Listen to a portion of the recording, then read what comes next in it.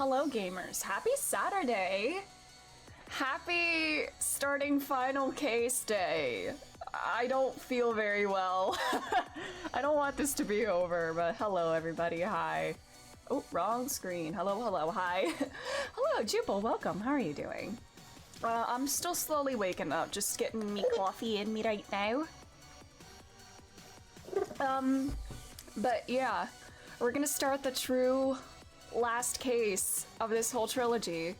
The DL6 case, not DL6 case, not the DL6 case, no, I meant DLC case. God damn it. Worst slip of the tongue ever.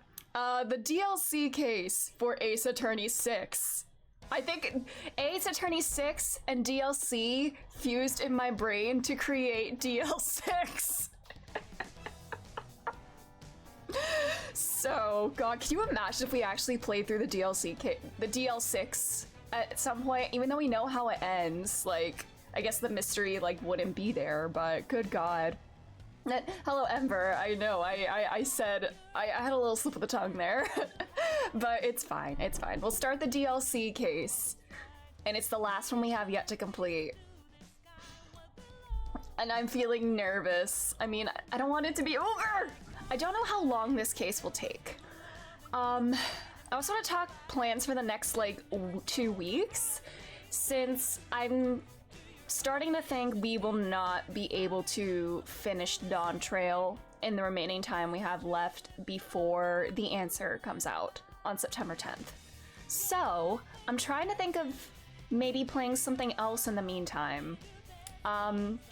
This means we probably won't be getting to Dawn Trail until, like, the end of the year, which is disappointing for me personally, because I want to play high-end, like, endgame content in 14. I'll have months and months of...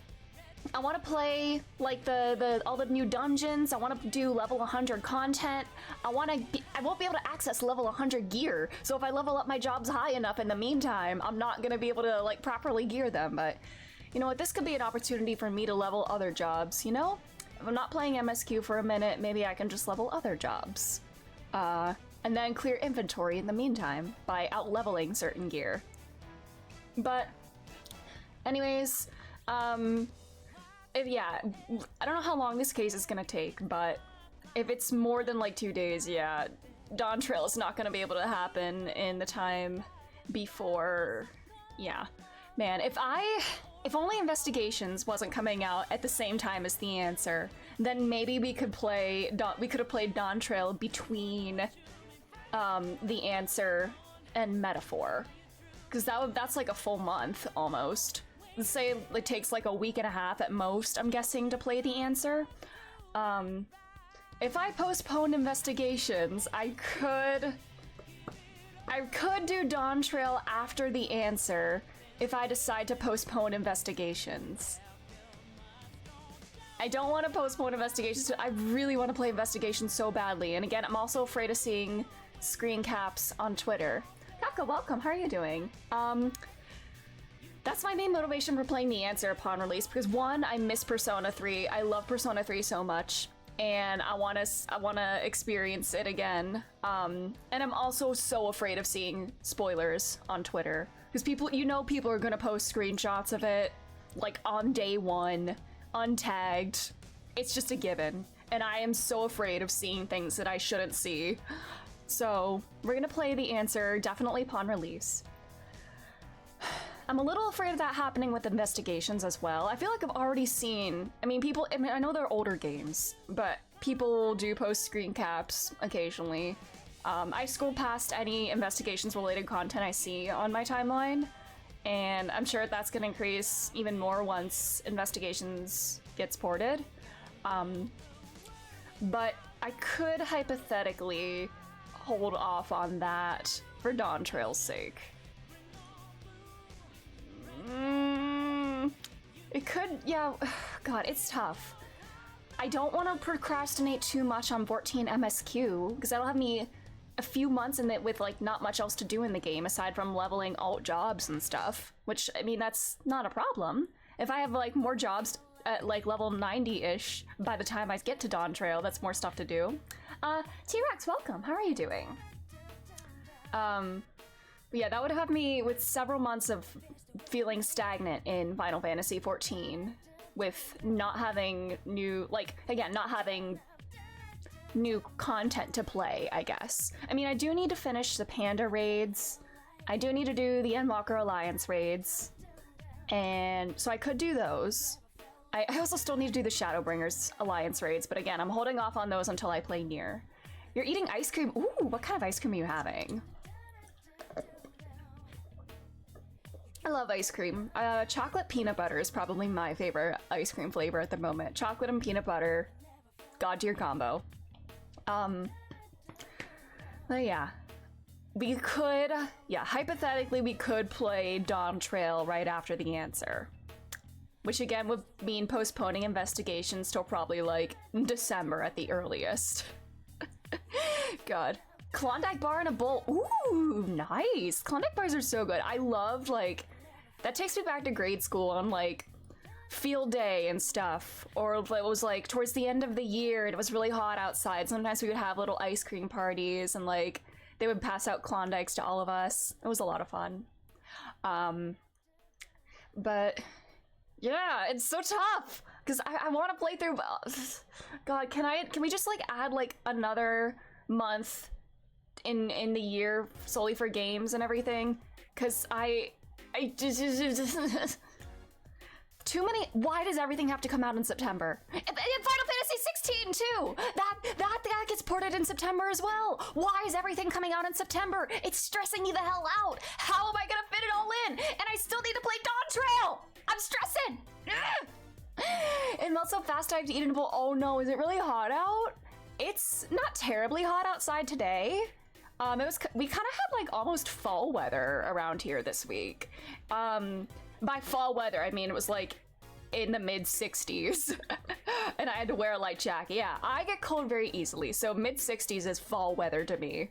I guess that would be spring weather, I guess, more maybe because of the Game Awards so more people can play it. That probably is, that makes sense. But it's just so many games that I want to play. I just want to experience it all. I'm stressed. But anyways, for next week, if we can't play Dawn Trail before September 10th, I'm trying to think of what we could start playing in the meantime. I have some ideas. If I go on How Long to Beat, actually, I should probably take a look. One that I am considering is AI Nirvana Initiative. I know I said we probably weren't going to get to that this year. Ghost Trick, true Agu, hi. The thing is, I don't currently own Ghost Trick. It was going to be one of those games where I would get it whenever it was on sale, and then I have yet to do that, but I could do that. I've heard so many good things about Ghost Trick, so we could do that. That's an option, I guess. Ghost Trick. How long does that take to beat? I'll pull this up here. How long to beat, so we can take a look. Oops. I'll put it on my big monitor.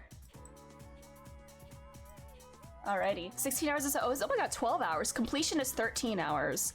And it's probably gonna be a little longer with me voicing dialogue. I mean, unless there is voice dialogue in this game, I don't know if there is, but with me reading dialogue, speaking out loud, it's gonna take a little longer than that, but I could finish that in a week of streams.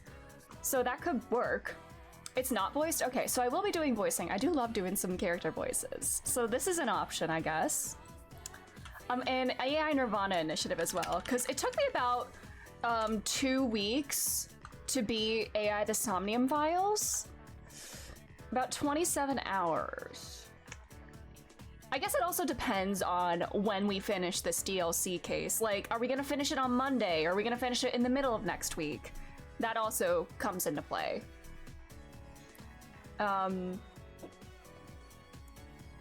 So there's this is an option too. And also, I also recently remembered Hi-Fi Rush exists. I've been meaning to play Hi-Fi Rush for so long, and it's not terribly long, it seems. Oh god, completionist, man. The only thing I'm worried is I don't know if this is a more gameplay or story-focused game. It seems like the gameplay is kind of the big thing, but I know Robbie David voices the protagonist, and I think it'd be fun experiencing that with chat, and I don't know. This is an option too, but again, I do like to focus more on story-focused games rather than gameplay-focused games for stream. So I don't know how that comes into play here. And then also, not Hades, I spelled that totally wrong. Hades is like, just play as much as you want, right? Main story completionist. So we could try some Hades as well. So much to consider. I'm just trying to think of what we could fit in the little bit of time that we have. And if it is a more story-driven roguelite, then that could be fun. I do love some good story. So I have a couple, yeah. We have Ghost Trick, Nirvana Initiative, Hi-Fi Rush, Hades. I think those are the big four that I'm considering. So again, it'll depend on how long it takes us to beat this DLC. Not the DL6. I almost did it again. This DLC case. It'll depend on how long it takes us to beat that. Then we will determine what to play based on the remaining time. It seems like Nirvana Initiative is the longest of these, so if it takes... That might be less likely, honestly. Especially if it's the longest one of these. I don't know. I don't know. But those are all the ones I'm considering. Yeah. So we'll start one of those next week instead of Dawn Trail. And then I'll have to decide whether I want to play Dawn Trail before or after Metaphor. What do I play before Metaphor? Dawn Trail or Investigations? I'm also wondering, will we even be able to finish Investigations? Like, if we start Investigations like mid-September, will we be able to finish it by October 12th? Oh yeah, Metaphor is coming out, and I'm very excited for that. I'd like to play that like pretty soon after it releases. Hiccup, sorry. Yeah, I'd like to play that upon release, I think, or at least very shortly after release. So I don't know how long, you know what? Hold on, let's see. Ace Attorney Investigations. How long do each ones take? 23 hours, 35 hours. Well, we'll say main and extra of these. Yeah, I know, Des, there's too many games. I can't do this. So, we'll say 25 hours and then 38 hours. So we'll say like 60-ish hours, give or take, probably more than that. So it's definitely at least a full month of gameplay, I'm sure. So what do we do? Oh my god, do we already have one bot? Thank you. Great way to start. Is there hold on. Is there like an estimated length for that? 51 hours for solo play. I guess that's just for main story stuff. So, sorry if you can hear my dogs crying downstairs. I don't know what's going on. I don't know why they are whining. Maybe they see somebody outside. Huh. So I guess Dawn Trail MSQ is probably shorter than Investigations, and that could maybe be a better fit in the time frame before Metaphor. But we'll see. We'll see. And then we'll do Investigations after Metaphor, if that's the case. And then we have more things to consider, because I want to play Nier Automata. I want to play Final Fantasy 16. I want to play Yakuza Kiwami 2. Where do we go from there? We got so much to do. Anyways.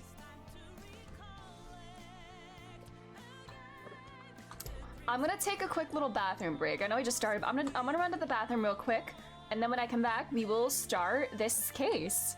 We'll jump into it. I'll return in a moment. Alrighty. We'll play some funky Sonic music.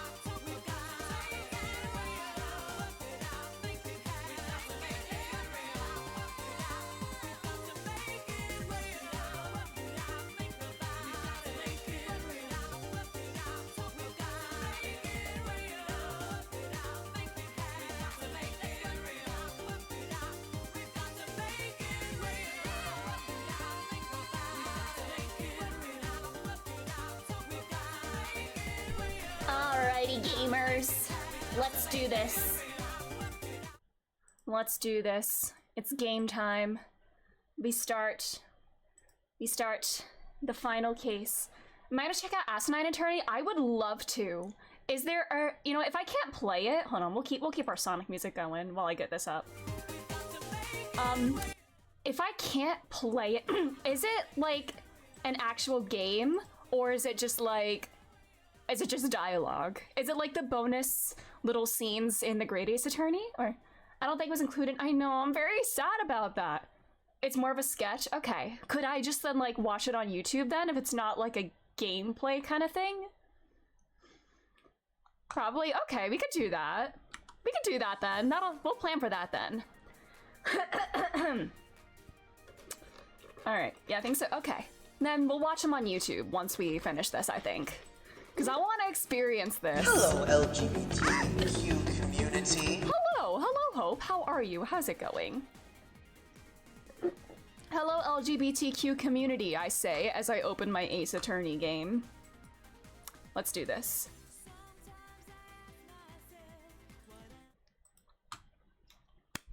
Final one. Oh, I keep forgetting. Every time I look at this game, I keep forgetting. There are DLC outfits in this game.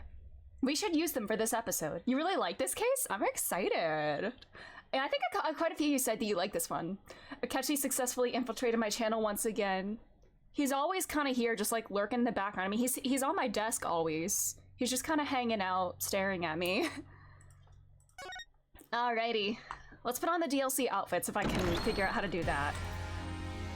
Alrighty. Do I go to the museum to do that? How do I do this? Costumes! There we go. Oh my god, not the tiger. Let's do it. Oh, why is he showing his chest? We're all just criminal trash living in an attic. Stop! Schoolboy Polly and Trebian, Athena. Let's do it. Alrighty. Are there different outfits for Dual Destinies? Oh! Ah!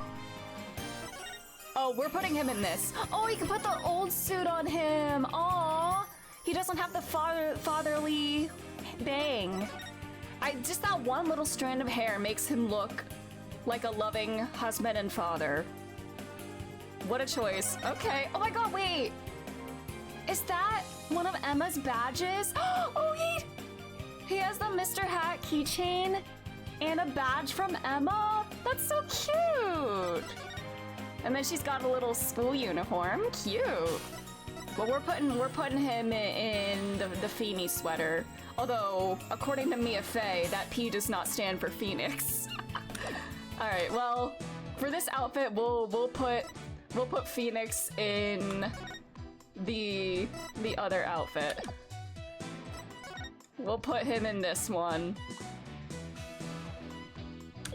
All right, let's do it. Special episode. Turnabout Time Traveler. Oh, this is him! Ah! Okay, I see it. Excuse me, there's a rainbow flag. Is that on Larry? I thought Larry was the only confirmed straight character in this series. Huh? We got a bride? We got Edgy? We got Maya? Is this a Great Ace Attorney crossover? Okay. Anyways, let's just see what happens. Turnabout Time Traveler. Let's do it. Yeah, Polly is such a good secret big brother. Oh, I got an achievement for the costumes. Let's do it. Turnabout Time. You know what? I think we should have Phoenix in the tiger outfit for this if Edgeworth's in it, so Edgeworth can get a good view of his chest. I'm not completely heartless. I'll even throw that time machine you cherish so much overboard with you. Please take me back to that blissful moment.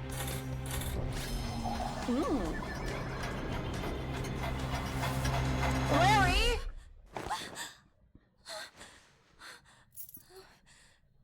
It's almost time for the reception, milady. It actually really worked. She's British. She's from the Great Ace Attorney. She's from the past. Plot twist, that is actually Herlock Sholmes in disguise. I would not be surprised if that was actually Herlock Sholmes. He would just time travel into the future and disguise himself as a bride. I love Sholmes so much, I miss him. The game is afoot indeed! Okay, let me make sure I've got this straight. When your magic panties appear, I do a backflip into a handstand, then blow out the candle. Okay, actually, does this take place after Turnabout Revolution? Because it sounds like Trucy's training Athena to be her assistant in Polly's absence. It does? Aww. My boy is gone! It's okay. No, Athena, you've got it all wrong. You do a backflip through the ring of fire while holding the candle in your mouth. Yeah, she could probably do it. There's no way I'll ever be able to do that. Sure you can. I believe in you, Athena. She's much more suited for stunt work than Apollo, so... Trucy, what are you and Athena up to? Athena's agreed to be a part-time performer in my magic show. I couldn't say no to some extra cash, but I probably should have thought it through first. Now it's a human cannibal this, guillotine that. It's not like I have 9 lives, you know. You made your bet, Athena. Now you gotta lie in it. Plus, you're an attorney at the Right Anything agency. You've gained immortality. No, I'm too young to be taking out a life insurance policy already. My name is Phoenix Wright. I'm the head of this law office. And since when did you become the head of this office, Daddy? I mean, who exactly does all the cleaning, accounting, and scheduling around here, huh? You got me there, Trucy. She really is the big boss here. This is Trucy Wright. She's my adopted daughter and a magician. And I'm Athena Sykes, the rising star lawyer of the Right Anything agency. Or rather, the rising star assistant to Trucy, you mean. If I don't get back into a courtroom soon, I'm gonna forget everything I ever learned. Trucy is absolutely the breadwinner. I think that's so funny. The one who is not a lawyer makes the most money. That's hilarious. Speaking of the courtroom, we haven't exactly had any clients lately, have we? Business is slow as ever, huh, Nick? All right, is this Larry or Maya? Also, I see he left his red jacket here. Bet you made more money back when you played the piano. Jump scare! Good lord! Actual jump scare. Yo, long time no see! Larry! Adachi baby. Not the Adachi baby right there! Oh, jump scare. Lump scare. I haven't seen you in years. What brings you here all of a sudden? Some big news, that's what. Also, why is he dressed like this? I've never seen a man with a worse sense of fashion. Who's this guy, boss? This is Larry Butts. She has the Grammar performance rights. She's been a world-class magician since before she could drive. This is my canon. You're 100% right.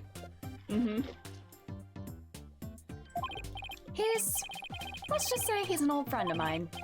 So, Larry, what's so big that you had to come and tell me in person? There's somebody I want you to meet. Hey, you can come in now. All right. Okay, time travel girly. Herlock Sholmes. How do you do? Should I give her the Sholmes voice? No, it's probably not gonna be fitting, unless she gets up to some shenanigans. Hi? That dress! Is that a wedding dress? Yes, it is. My name is Ellen Wyatt. I'm a domestic servant, a maid of the Sprocket household. Sprocket? As in Sprocket Aviation? Yes, that's the one. Wow, Mr. Wright, Sprocket Aviation is a really big airline company. You've heard of Rainbow Airlines, right? They're the one they call RAL for short. Yeah, that does sound familiar. Well, it's run by Sprocket Aviation. I see. But what is a Sprocket family maid doing here in a wedding dress? So actually, we've decided to get married. You know, this... Larry getting married sounds fake. Is he in the court record? No, we just have these two. Wedding dress is not your style. I need to get another look at it. You what? Not so young anymore, you know? I figured it's time to finally settle down. Just Just like Phoenix did with Edgy. What? You're getting married? No way, I don't believe it. Besides,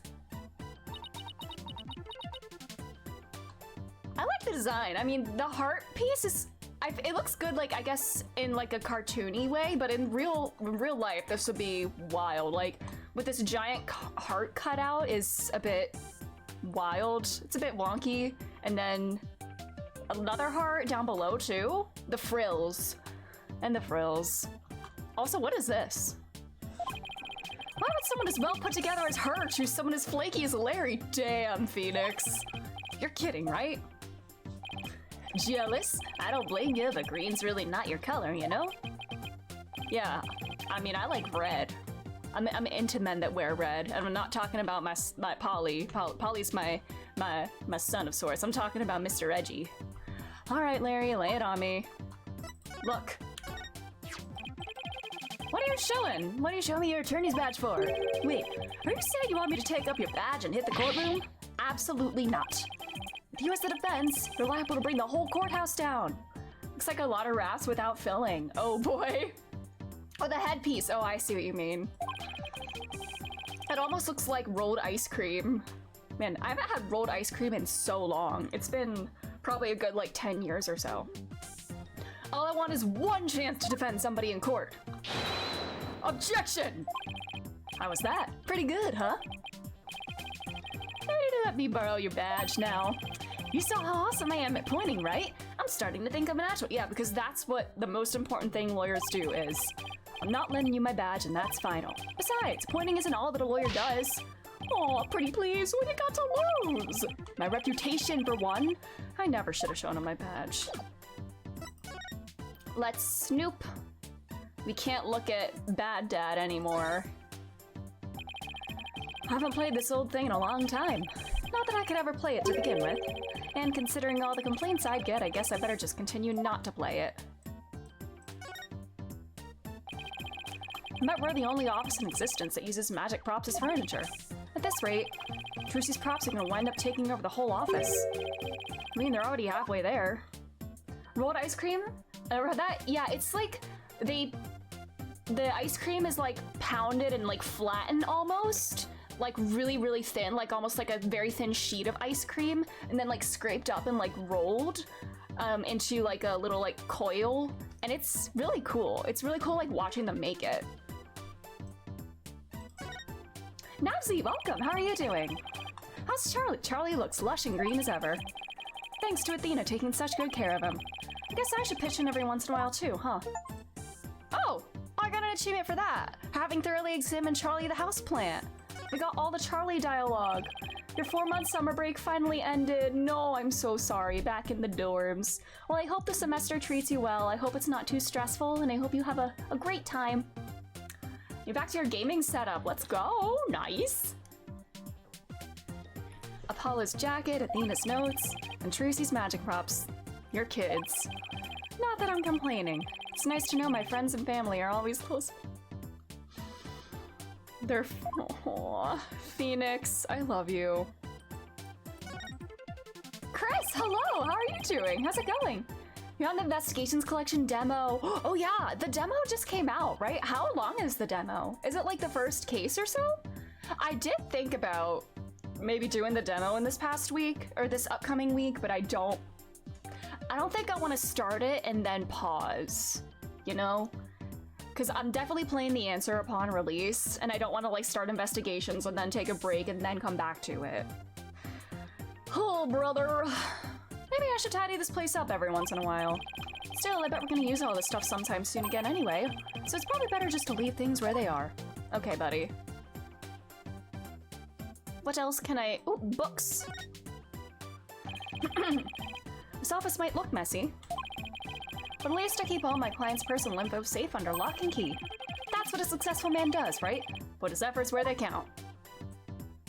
Is that everything?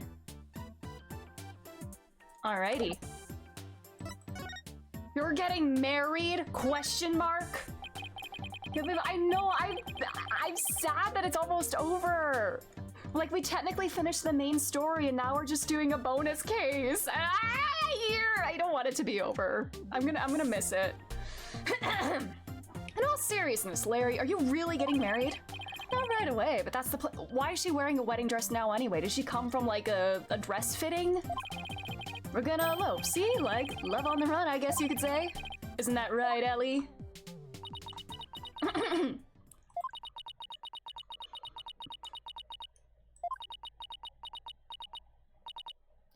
Larry, I do believe there's been a major misunderstanding here. My heart already belongs to another. Damn. I'm in love with Sora, not you. Say what? Damn. That's about what I thought. But Ellie, baby, weren't you running away with me so we could get married? As I said, you misunderstand. You said you'd help me escape. That's the only reason I ran away with you. Rip. We need to send Larry to the Shadow Realm, yeah. Too bad Apollo wasn't here to do that with his, perceivs. This is not happening! I haven't shook off the police for you, and for what? A woman is not obligated to marry you because you did her a favor. That's it. If we can't be together, my life is up to— Larry, stop. Larry. Oh yeah, Athena can do it, yeah. Wait, back up. Did you say you shook off the police? Yes, we had to, because we're lovers on the lam. Sorry, Miss White, but can you maybe fill me in on what's going on? To tell the truth, I'm being pursued by the police as a murder suspect. Murder? They think you killed somebody? I happened to find a dead body at my reception, so the suspicion fell onto me. They had me confined in a separate room, and that's when Larry came along and helped me escape. I'm sorry, but what? Oh, Nick, me and Ollie were gonna elope. We were gonna put it all on the line for true love. But the police tried to stop us, so we had to scramble to shake them off. Where did it all go wrong? I feel a migraine coming on. Please help me. The police are sure to be intensifying their search. Look, it's even on the TV. It's even on the telly. We'll get extra British there. More news on the murder suspect and an unidentified man on the run from the police. A photo of the suspect, Miss Ellen Wyatt, has just been released by the police. Sources say that the 21-year-old is suspected of clubbing the victim, 25-year-old Dumas Gloomsbury, very British names, to death in their wedding reception hall after her banquet. The two fugitives are said to be highly agitated and dangerous. If you see them, you've gotta be kidding me. Oh, brother! Me. I guess this means we're technically harboring a pair of fugitives here, huh? I mean, we kind of did that last case, technically, I guess. Even if said fugitive was already dead at the time. Oh, Nick, what's a guy to do? At least dump me hardcore.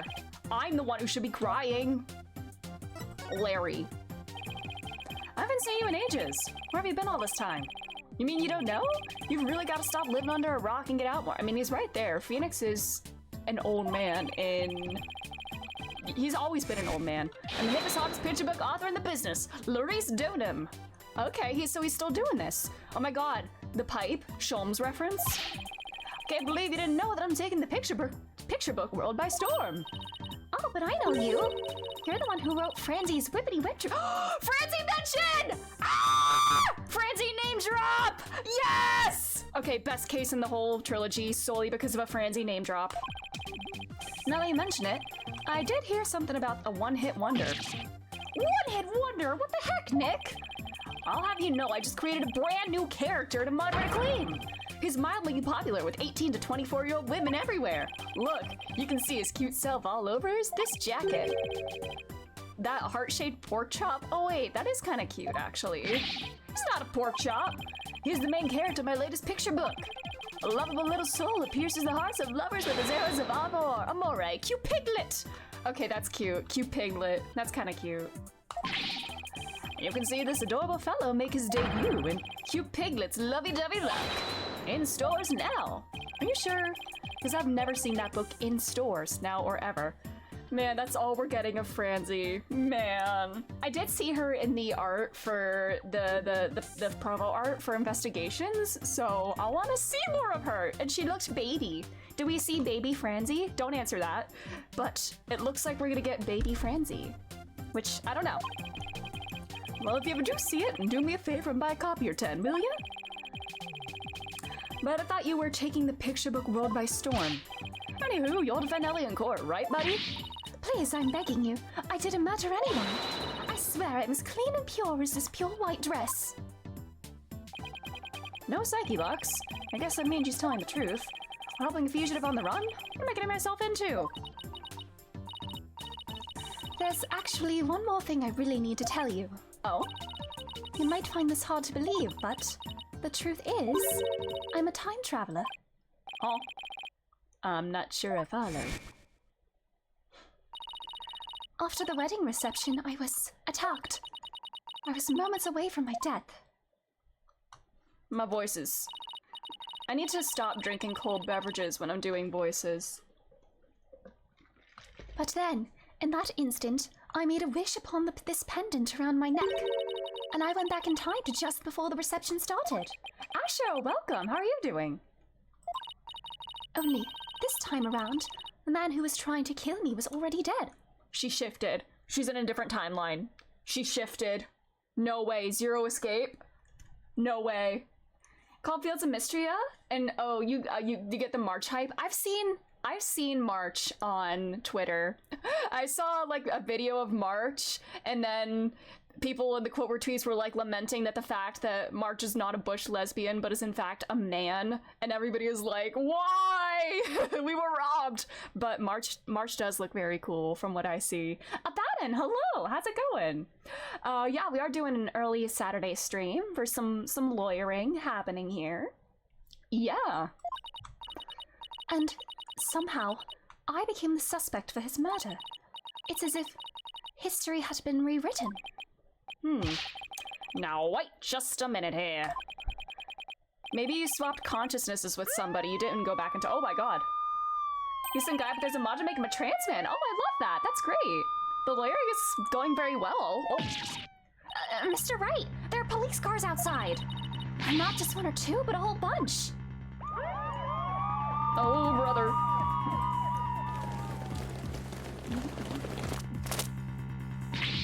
Daddy, a whole squad of officers has the building surrounded. What?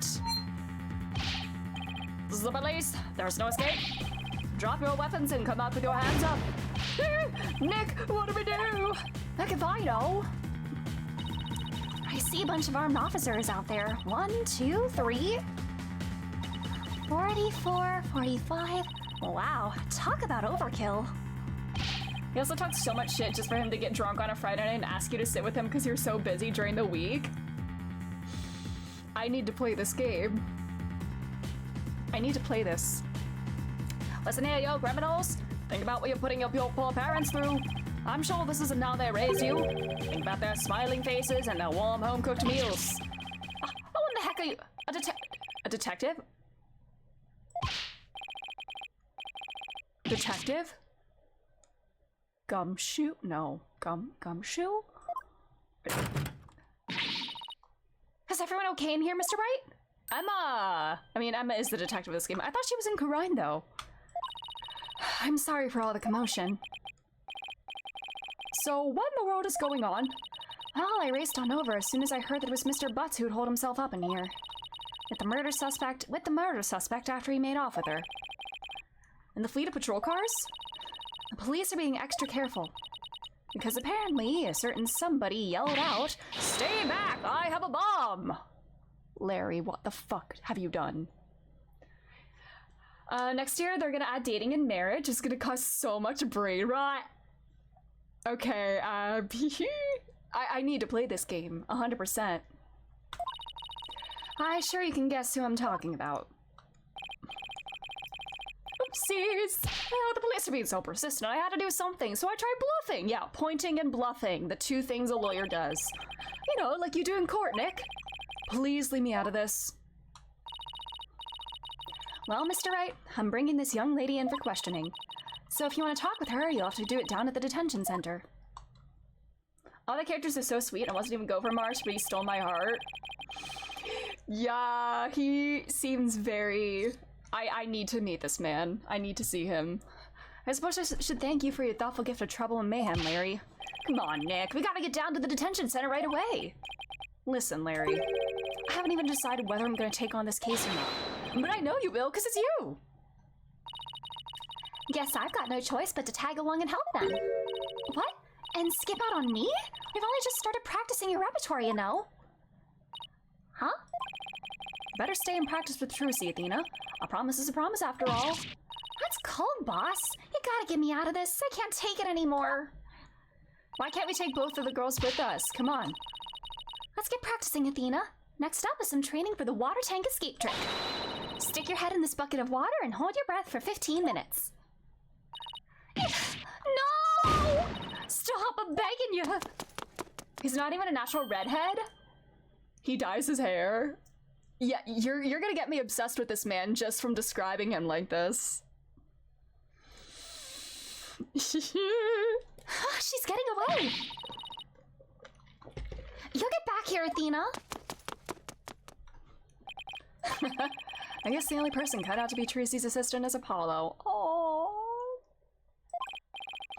Well, I guess we better get to the detention center and ask Miss Wyatt some questions. Especially about that whole time-traveling business she was talking about.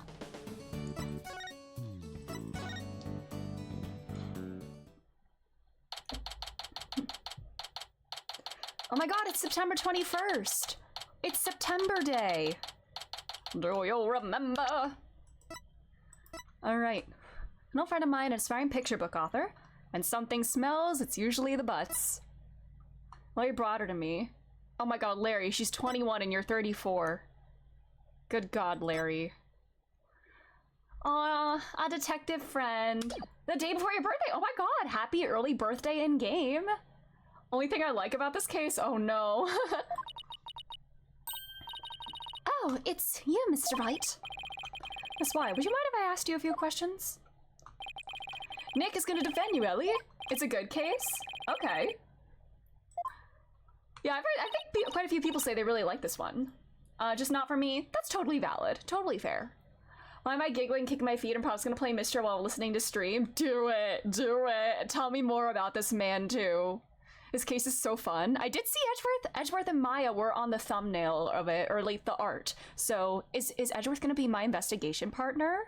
If Athena, or Maya even. Is Maya gonna come back and be my partner? Oh, what? What? Huh? Huh?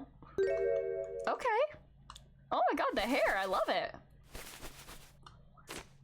Oh my god. You're not going to take my case? I'm never going to be happy! Miss Wyatt, what the?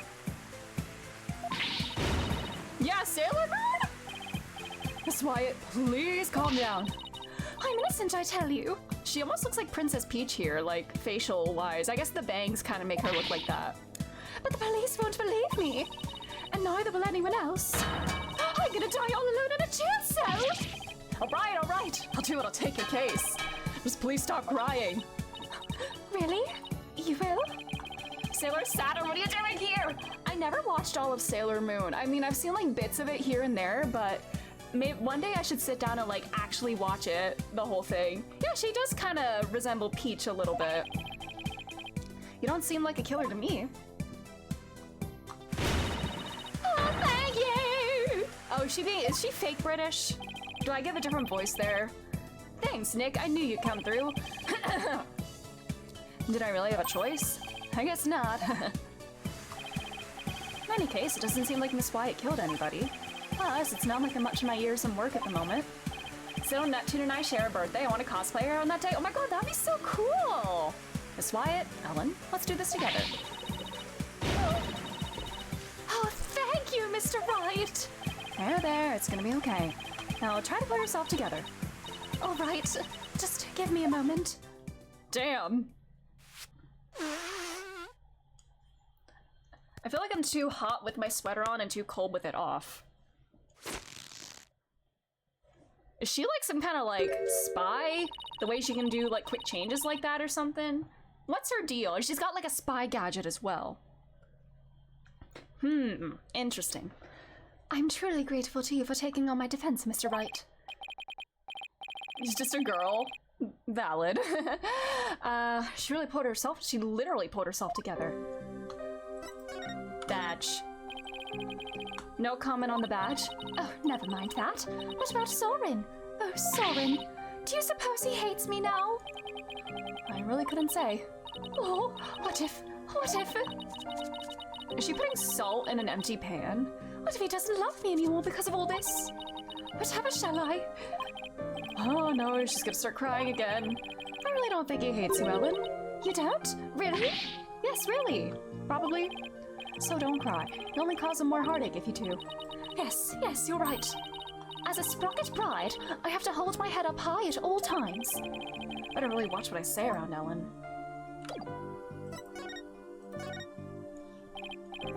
Ellen, please tell me everything you can about the incident. All right. It happened after the wedding reception. I was attacked by Mr. Gloomsbury. Wasn't Gloomsbury the name of the victim in that news report? Maybe I should listen to what she has to say first, though, before I start asking questions. How dare that guy lay a hand on somebody else's blushing bride? What a creep! That's rich coming from you.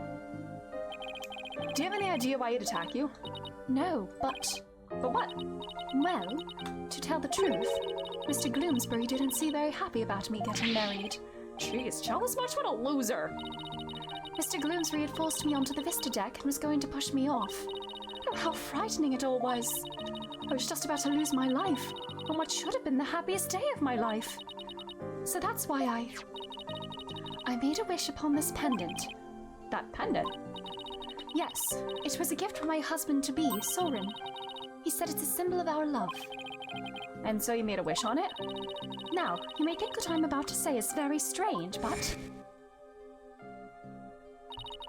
I begged the pendant, please take me back to that blissful moment.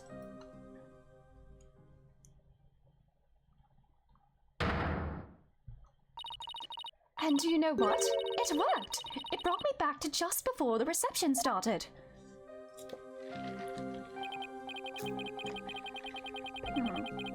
So that's the time-traveling thing you mentioned back in my office? I'm sorry, but I have to say it's pretty unbelievable. Unbelievable?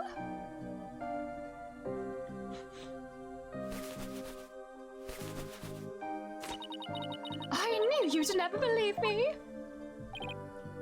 Nick, Ellie here's an honest-to-goodness time traveler. Don't you believe your own client? Magic that pendant sent her back in time before the creep could kill her. Sure, Larry, sure. But it's really true, I tell you.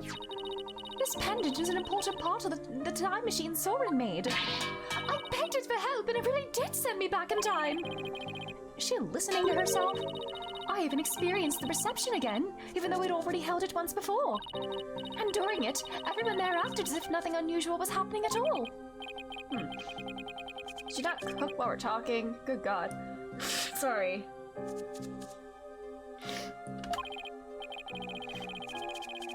So when and how did you come under suspicion for murder? Well, after the reception ended, the second reception, I mean, I went back to the reception hall and started cleaning up the place by myself. Hold on. Cleaning? Why are you cleaning on your own wedding day? My last task as a servant of the Sprocket household, I offered to take on the preparations and cleanup of the reception banquet. Huh. I started to move one of the decorative lanterns in the room, but it was so heavy I lost control of it, causing it to topple over and break open. That's when I saw Mr. Gloomsbury's dead body inside the lantern. So you simply happened to be the first to discover the body, right? That's right! I just came across it by accident. But I became confused and didn't know what to do. That's when some of my in-laws saw me and jumped to the conclusion that I had killed him. So this Gloomsbury guy tried to kill Ellen, but then wound up dead himself after Ellen traveled back in time. A time machine and a magic pendant. How could any of this be possible? Okay. Ellie, why don't you tell Nick about that other thing, too? About that shadowy figure you saw when you were being attacked.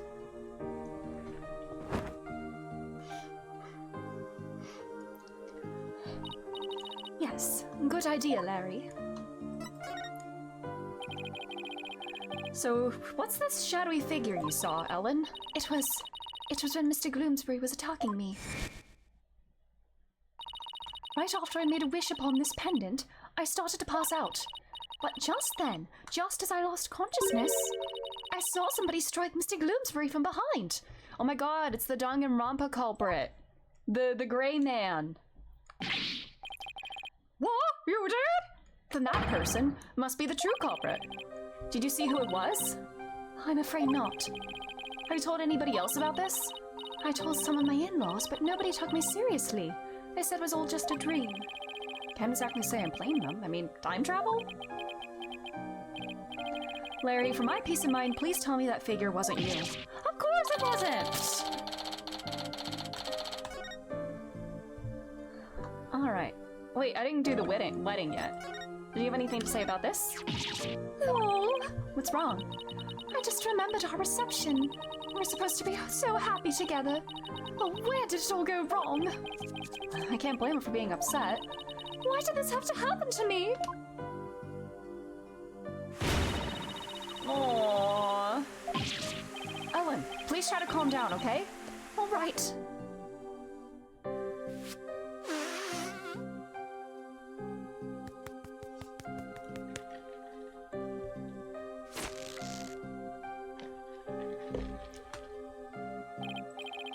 Well, she stopped crying, but how can I ask her about anything when she's still so clearly distraught? Okay.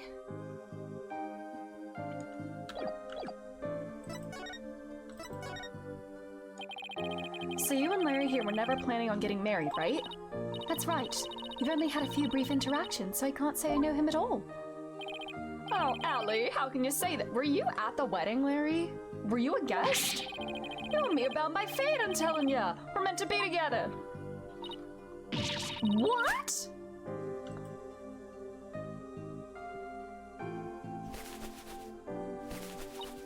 You're wrong, Larry. I've never been so right, baby. Oh my god, it's the plate as the goatee on my chin, buddy. Larry, don't make me send you to timeout. Go sit in the corner and think about what you've done. Now can you tell me about the groom, Ellen? What's he like? His name is Soren Sprocket.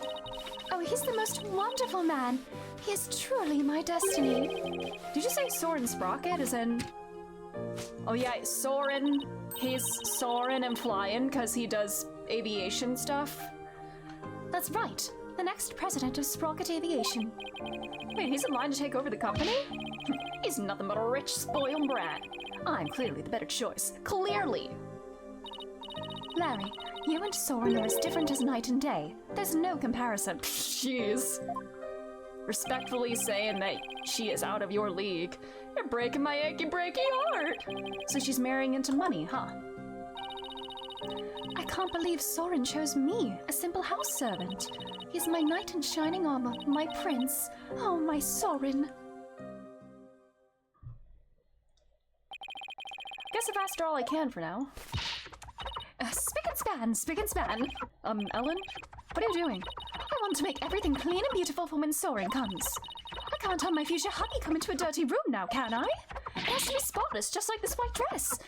Although, technically, hasn't the wedding already concluded if you're at the reception? Spick and span.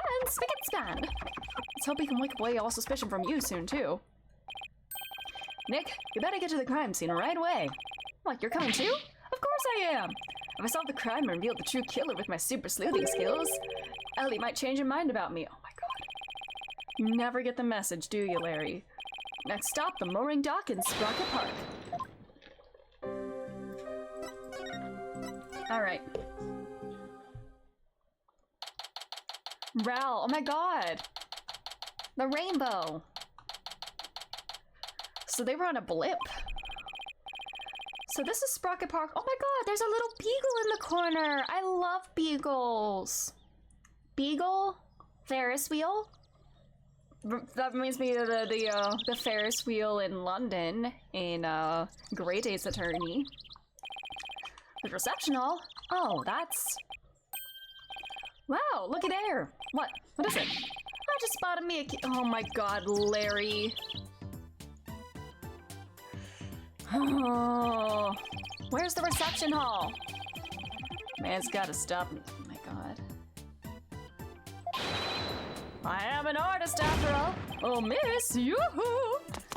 You see that man running at you in public? I would punch him. That is gonna take me to the crime scene. Oh well. I'm sure he'll come slinking back when he inevitably gets rejected. I'll just take a quick look around until then. Alright. I want to see the doggy. Doggy! No! I want to pet the dog. Look, I'm petting the beagle. Give him a little chin scratchy. Because my Charlie loves chin scratchies. Ah, that huge airship is more to just this skinny little tower. I know it's tied down and all, but it still looks like a good breeze could send it flying. Map? It's all cracked. This thing's really banged up. You're looking at the sign? They say it got damaged by heavy winds yesterday. A big gust sent that bench flying into it. Well, that's what they're saying anyway. I see. The wind caused that? More like a tornado. The repair guy was saying, don't touch, it's dangerous. I see. Thanks for the heads up. Poor guy. Looks like it was a lot of work. And then the bench. So this bench hit that sign, huh? Hopefully it didn't hit a person, too. That'd be a catastrophe. I guess from now on, whenever I'm walking around outside, I'd better be on the lookout for unidentified flying furniture, too. Oh, that airship is huge! Oops. Didn't mean to say that out loud. Only ever seen airships like this up in the sky. But I've gotta say, they're mighty impressive if you can see them up close like this. Hey, sorry about that. I actually thought you'd be back sooner. Damn. Lay off, man! I wasn't on my game today! So now that you're done, you mind telling me where the reception hall is already? What do you mean? It's right there in front of you. Huh? On the blimp? Right in front of... What's that say? Flying Chapel. Oh my god, Flying Chapel. Me when I go to the Chapel Roan concert and she's like flying above the stage. With the rainbows too! Oh my god. Do you mean to tell me? Oh, this reception was on that airship! A sky-high reception hall. Yep, and that's where we find the crime scene. And not only does that airship fly through the sky, but the space-time continuum too. But the happy couple's honeymoon got left far behind when it made that time skip, though. Here, check out the airship for yourself with this pamphlet. Okay.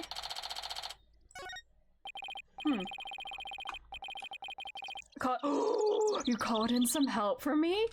Is it Edgy or Maya? Okay. Hold, cabin, elevator, lift, hall. Alright.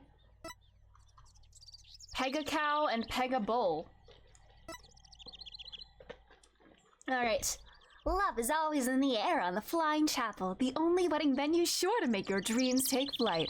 After the ceremony out on the Vista deck, Sprocket Aviation's majestic Pegamoo mascots will light up the happy couple from both sides of the sweetheart table. Alright, the light's gonna be important, I'm sure. What? You did? Yep. Should be here any minute now. The car. Motorcycle. It almost sounds like Clavier. It's the red car. Who has a tacky red car that we know?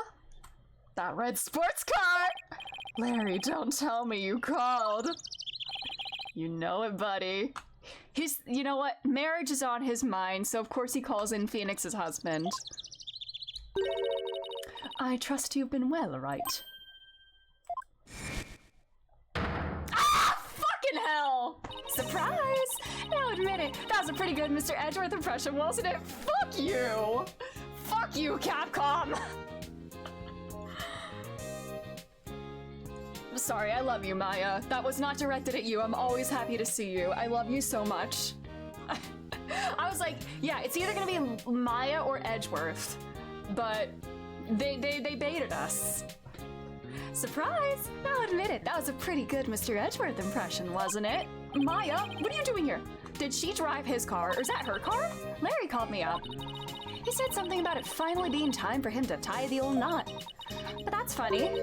I'm pretty sure he mentioned something about being here with his bride.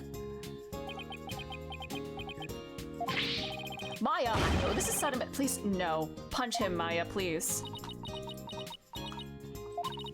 Nick, What's Larry talking about? He was dumped by his bride. Well, by his imaginary bride, anyway. Wow, poor Larry. That's a new low, even for him. Mystic Maya! Hey, imaginary girlfriend's never hurt anyone, right? More power to him. Damn. This is Maya Fey. She's been abroad for her training as a spirit medium. But now that her training is over, she's back home here in the States. And that's right. The new and improved Maya Fey is on the scene. Spirit and girl power at the ready. God, are we actually gonna have a case with Maya as our investigation partner again? Oh.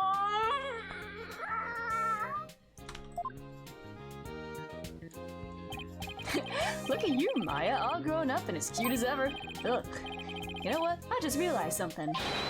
If I ever got married, I'd miss out on all the fun of always meeting somebody new. Oh my god, Larry. I see. This fucking game. I see you haven't changed a bit, Larry. Hey. Edgeworth, I figured that car belonged to you. Yeah, because can Maya drive? Does she own a car? When did she become Maya's chauffeur? It's nothing like that. I just happened to run into her en route and picked her up. And by run into her, I mean she jumped out in front of my car. I nearly ran her down. This is Miles Edgeworth, my husband. He's a friend of mine and the district chief prosecutor, and also my husband. I heard he's been busy lately being my husband. So what brings you here? Wait, don't tell me Larry called you up too. He did. However, I have business of my own here at the crime scene. Is he your prosecutor? Are we finally getting another Phoenix Edgeworth showdown? Finally? Badge. There doesn't seem to be any rust on that badge.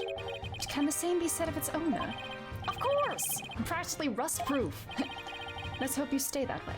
Also, I do have Phoenix in the tiger costume right now, so, something to keep in mind during this interaction. So the suspect is claiming that she made a wish on that pendant and was transported back in time. Yeah. Of all the ridiculous things in this world, and you actually believe this fantastic story of hers? Well, you should drop this case if you can't bring yourself to believe in your own client's words. Regardless, he was setting you up, Phoenix. Regardless of what you said, he was gonna dog on you. I think it's cute how Ezra, despite disliking Larry, is still there when he calls. Yeah, it's the OG three boys from back in the day. Aww. Not that I can blame you for your skepticism, mind you. I love playing with the tiger outfit. It just takes out all the tension. May not have a good answer for him right now, but if I just do my job, I'm sure the truth will make itself known in the end. Already started your investigation, I see. I suppose I should praise your enthusiasm. Don't need to patronize me, Edgeworth. Just because you're chief prosecutor doesn't make you better than me. My title is my title, but when I see a lawyer from some tiny obscure office hard at work, it's only natural that I should want to do my part to help the socially impoverished. Damn! Well, you'd hope I provided me with some info. A flying wedding chapel? That's a rather romantic venue. I know we're already married, because why are we not married? Why wouldn't we be married? But, what if we got married on a flying chapel? What if? The gang and Maya, yes. That's a rather romantic venue, isn't it? Romantic? Why are you so interested in that, Phoenix? I never thought I'd hear that word come out of your mouth. Are you feeling okay there? What? Am I not allowed to think of such a thing? Only when it's towards Phoenix! Wait, you're not thinking about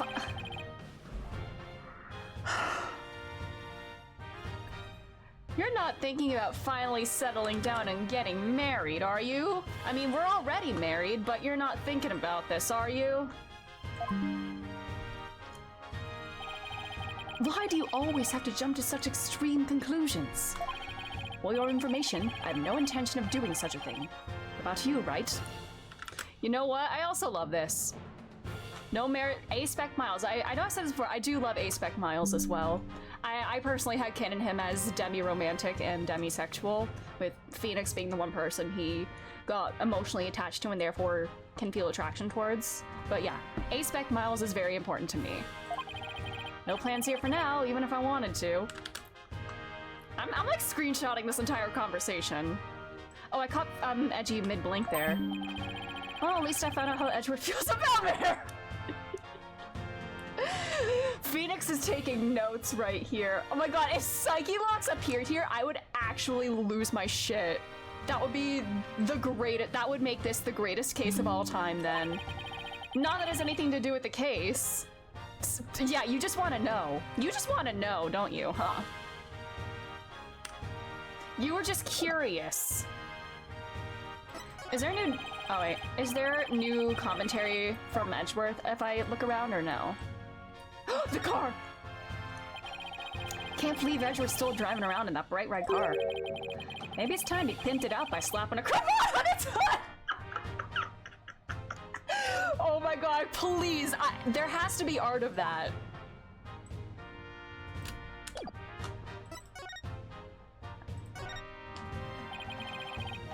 Just so you know, right? I'm the lead. Let's go. A full case with the two of them. Because, like, at the end of Game 5, that was only a little bit with the two of them, but full case with Phoenix and Edgeworth. The full case between them hasn't happened since 2-4. Pimp Miles would go so crazy! Yeah, get Miles on Pimp My Ride next, please. You? Yes. It appears we'll be standing on opposite ends of the battlefield this time around. Oh, the sexual tension in this courtroom is gonna be so much more intense than it ever has been, especially when this involves marriage. I'm gonna sneeze. Oh yeah, Maya's the assistant! We're back. We are so back. We have never been more back than we are right now. We're so fucking back. So I'll be up against Edgeworth tomorrow. But I don't get it, Edgeworth. What about this case warrants the personal attention of the district's chief prosecutor? It's a bit complicated, to say the least. In what way? The groom is a member of the Sprockets, a family with immense influence. If his bride were to stand trial in court, it would sully the Sprocket name. Bless you, thank you. So he tried to apply some pressure on the prosecutor's office. Pressure to settle amicably, right? What do you mean, settle it amicably? It means they're trying to sweep this whole thing under the rug. Wow, Sprocket Aviation really has that much clout? Yes. They have especially strong ties in both the political and the judicial worlds, to the point where no one dares to oppose them. Don't tell me that includes you.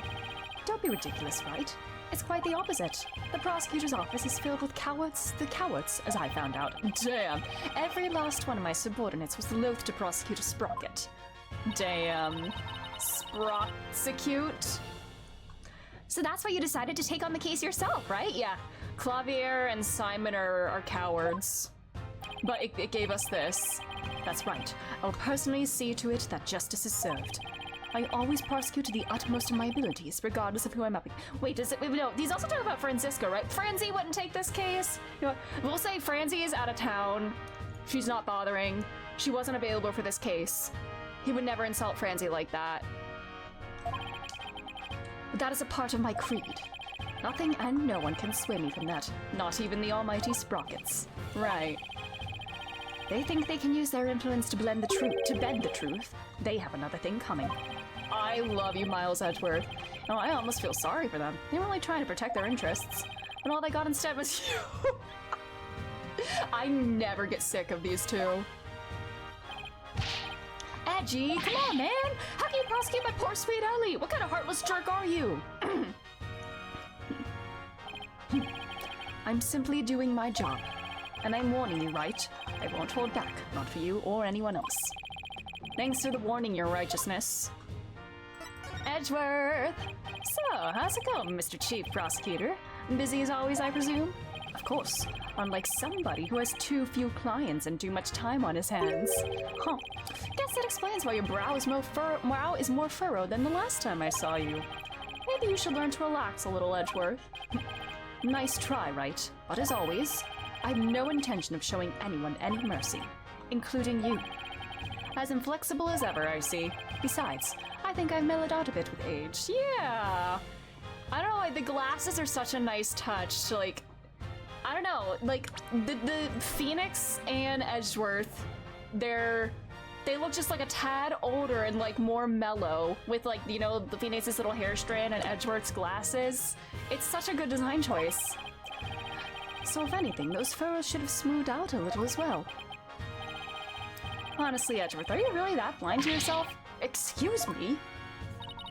He's really self-conscious about those lines, isn't he? He needs to change up his skincare routine. Edgeworth, about this incident, don't forget, right? I'm the prosecutor for this case. Need I remind you that I'm not in the habit of sharing information with my adversaries? No, I guess we are adversaries for now. And you, Larry. I want to see, wait, is he in here?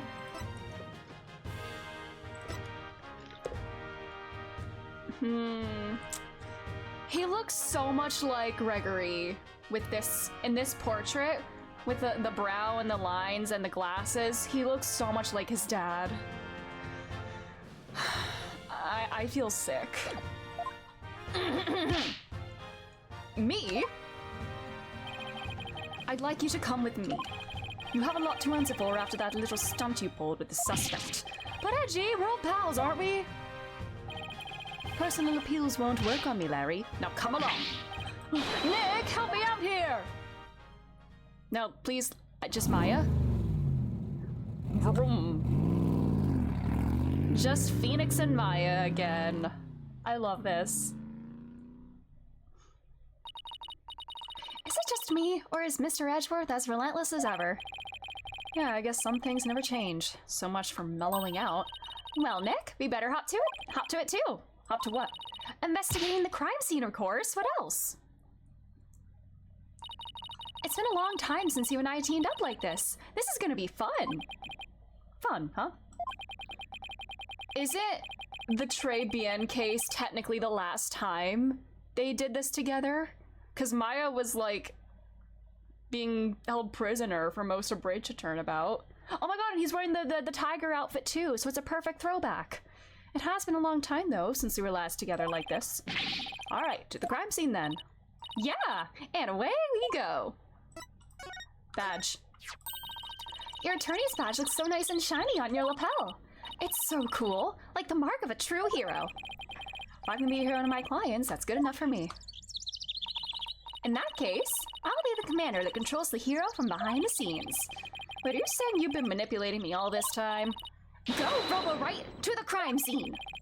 I guess it makes me a Robo lawyer. New spin-off of the Steel Samurai. Whoa, what a beautiful pendant. It belongs to Ellen. I love its design of a gear with a rose in the center. I wonder if it has any special meaning. May the gears of our love keep on turning. Or something like that, maybe. Do you think our love will get in gear once we solve this case? I sure hope so. Nothing. Looks suspicious, but also not. It could really go either way, I suppose. Well, what if you had to come down on one side or the other? And then I guess I'd have to say it's probably neither. An aerial wedding sounds so amazing. It sure would make for the memory of a lifetime. But I bet this wasn't the kind of memory poor Ellen hoped to make. You gotta wonder, though. What? After the wedding, do you think the couple gets to ride the airship to their honeymoon? That would sure make things a breeze. Yeah, I guess it would. You gotta drop off everyone else first, though. Might as well jump right in, I guess. So, what do you think? Well, let's see. I think the inside of Mr. Edgeworth's car smelled heavenly. Oh no, apart from Edgeworth's car. I mean, do you have any incidents about this case? Ideas? Not incidents, oh my god. Sorry, I can't think of anything. But what are we wasting all this time and thinking for? There's investigating to be done. Oh, I can't wait to see what kind of evidence we'll find. Yeah, the dynamic duo is back in the saddle again. Let's go round them up, partner. Alright, let's get to it then. I love them. Aww. So what do you think we should do, Maya? Isn't it obvious? We start by investigating every single place that has anything to do with the case, and then grill every single person involved. Our enthusiasm is kind of overwhelming. Now go forth, Phoenix Wright. Search out the truth. Well, don't just stand there. Say something. I just almost bit my tongue. Ladder! Yes, ma'am! That's more like it. Alrighty. Let's go in the blimp.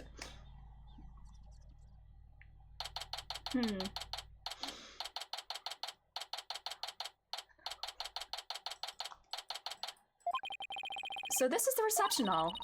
According to the pamphlet, we're right here. Alrighty. Yikes, we're pretty high up, but at least we're indoors, so it doesn't seem so bad. Oh, look, Nick, it's Emma. Hey, Emma, over here. Mr. Wright, Maya. Does this mean you've taken the case? Yeah, that's how things kind of turned out. So do you mind if we take a look around? Be my guest. We've pretty much wrapped up our investigation, so go right ahead. Now's a good chance to find out more about the case from Emma, too. Is there something I can do to help you with that? Actually, I was hoping it would help me move my investigation along. Sorry, but that's not going to do much for you here, I'm afraid. That's too bad. Aw, don't look so glum. You have to keep a positive outlook. Why don't you take a break with something sweet? I highly recommend Snackoos myself. You want to try some? No thanks. I appreciate the offer, though. Suit yourself. You don't know what you're missing. Damn, the sad chewing. Amazing. Do you have anything to say about any of these? They look almost like little sausage or like beef jerky. I know they're like chocolate, but yeah, they almost look like dog treats even, or like little beef sticks.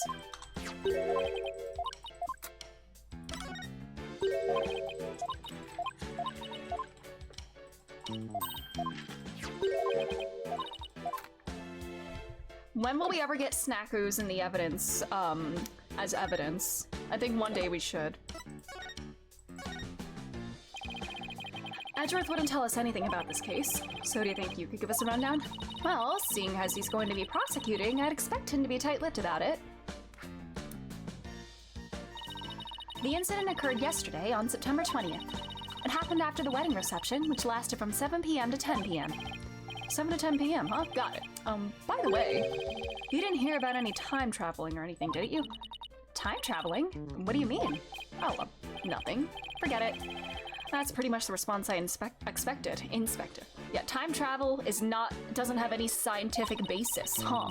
The victim's name is Dumas Gloomsbury. Alright, is there a pun there? Dumas? Is that like Alexander Dumas? Should I get a red coupe or a white coupe for your farm?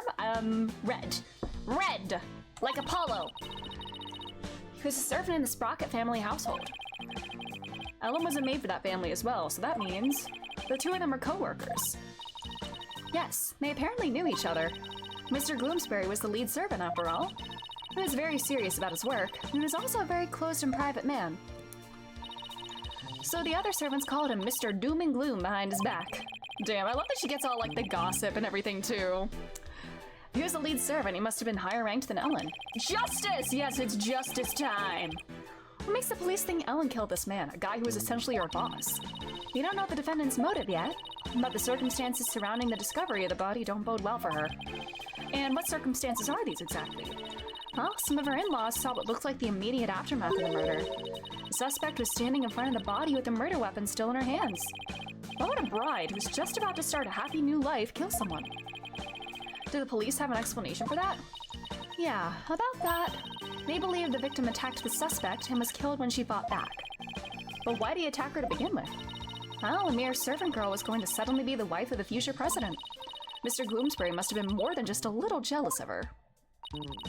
So this Mr. Doom and Gloom attacked Ellen first? But if she was only trying to protect herself, wouldn't that count as justified self-defense on her part, Nick? It would. There's a good chance she'd be acquitted if they could prove that, but what about what Edgeworth will have up his sleeve to counter that claim? Wow, a servant girl marrying the future president of such a huge company! It sounds like a modern-day fairy tale! It does, doesn't it? Thing is, not everyone was on board with their union, apparently. So was the murder weapon? This clock with a secret mechanism built into it. This is a clock. Oh no. This thing that doesn't look like a clock, that is actually a clock. The case where we have, Maya as our assistant again, with Edgeworth as our prosecutor, and a weapon is a clock that doesn't look like a clock. At least Maya's not the defendant here, but oh man. The thinker! The suspect was holding it when the murder was discovered. So the victim was clubbed to death with this, huh? That's funny. There's no blood on it as far as I can tell. Maybe it was wiped off in an attempt to tamper with the evidence. But there was definitely a luminol reaction, and it matched up with the shape of the injury, so it's gotta be the murder weapon. Yes, the clock. You can name your coupe. Are you naming it the Justice Coupe, maybe? Yes, not the clock! What a funny looking clock. You probably have bad memories about funny looking clocks. They call it the timekeeper. The idea is that it's a time machine. Every time the couple sees it, it'll bring them back to the memory of their wedding day. Or remind the Justice Coupe! Come to think of it, Ellen said her pen was a part of the time machine. I wonder how the secret mechanism in this thing works.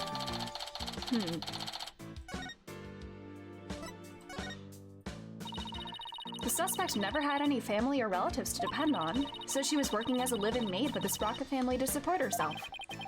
So a maid with no family or fortune was set to marry the president's son, huh?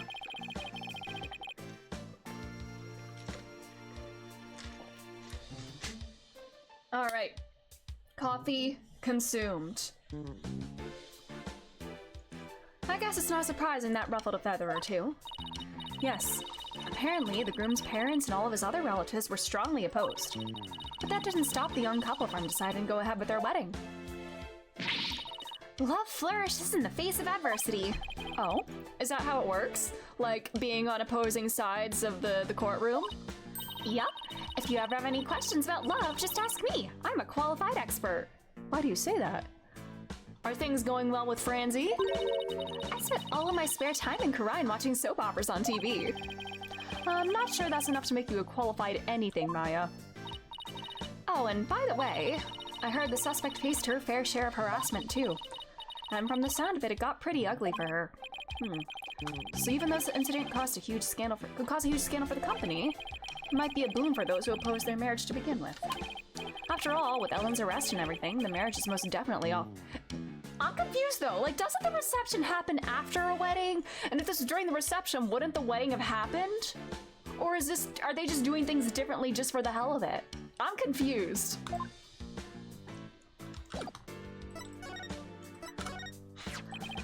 So you're sure this is the murder weapon in this case? Positive. The shape of the victim's injuries and the shape of this clock are a perfect match. I see. I dare say that if somebody were to get knocked over the head with this thing, it's more likely to cut off their future than send them to the past. Oh my god, Emma.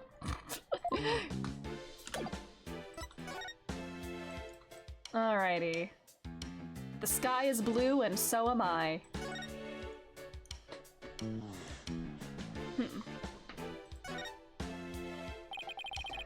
This is the sweetheart table where the bride and groom sit. Where they gorge themselves on the wedding feast, you mean? I'd be too nervous to eat in front of a bunch of guests like this, though. They say that newlyweds are usually really busy during the reception, you know? They have to greet and talk with all the guests that came to give their blessings. They don't actually get all that much time to enjoy their dinner. Aw, I wouldn't be able to stand that. I can't imagine having a huge feast right in front of me and not being able to eat it. They say brides tend to have an especially hard time because of their wedding dresses. With those tight corsets squeezing their waists, they can barely eat a bite. Really? Sounds like wedding receptions are absolute torture. Guess food still wins out over romance in Maya's book. So real. Very valid.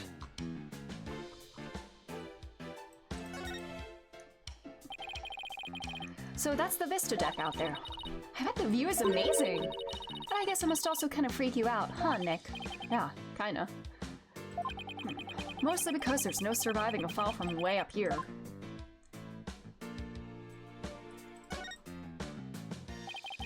This must be where the time machine was placed. I can't believe that such a beautiful memento was used for murder. It's just awful. Nick, we have to prove Ellen's innocence, no matter what it takes. I agree. We can't let this go down as the saddest flying wedding reception in history. Isn't that where the other statue would be? Yeah.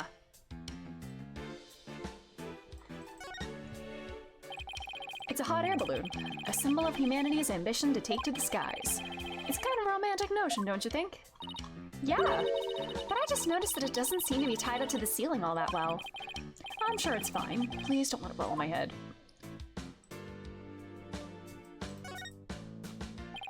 Model airplane, the perfect decoration for an airline company wedding. And a propeller plane like this lends the room a great old-timey feel. Oh, I'd love to see the Steel Samurai fly a plane like this.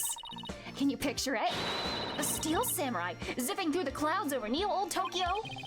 If Sprocket Aviation never becomes a sponsor of the show, I could see it happening. Why didn't I think of that?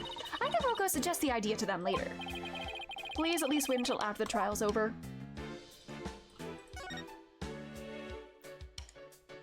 Oh, look at the horns on this flying bovine. He must be a bull. Seems he made it through the ceremony in one piece. One piece? By the look of those wheels, I bet it can be rolled around rather easily too. Yeah, I bet it'd be quite a hassle if you had to lift and carry him everywhere. And this is what the backside looks like. What's that by the bottom of his tail? A wheel handle? One piece mentioned! Oh, I get it. This way they can get inside to change the light bulbs. Is there a steering wheel in there, maybe? You know, it'd be fun if this is like a little go-kart and you could just drive this around. I see they left the wheel handle on the inside unpainted. I guess they figured nobody will see it, so why bother? Makes sense to cut costs where you can. Well, overall, I can't say I see anything strange about this thing. Is this where the body was found, inside this one, then?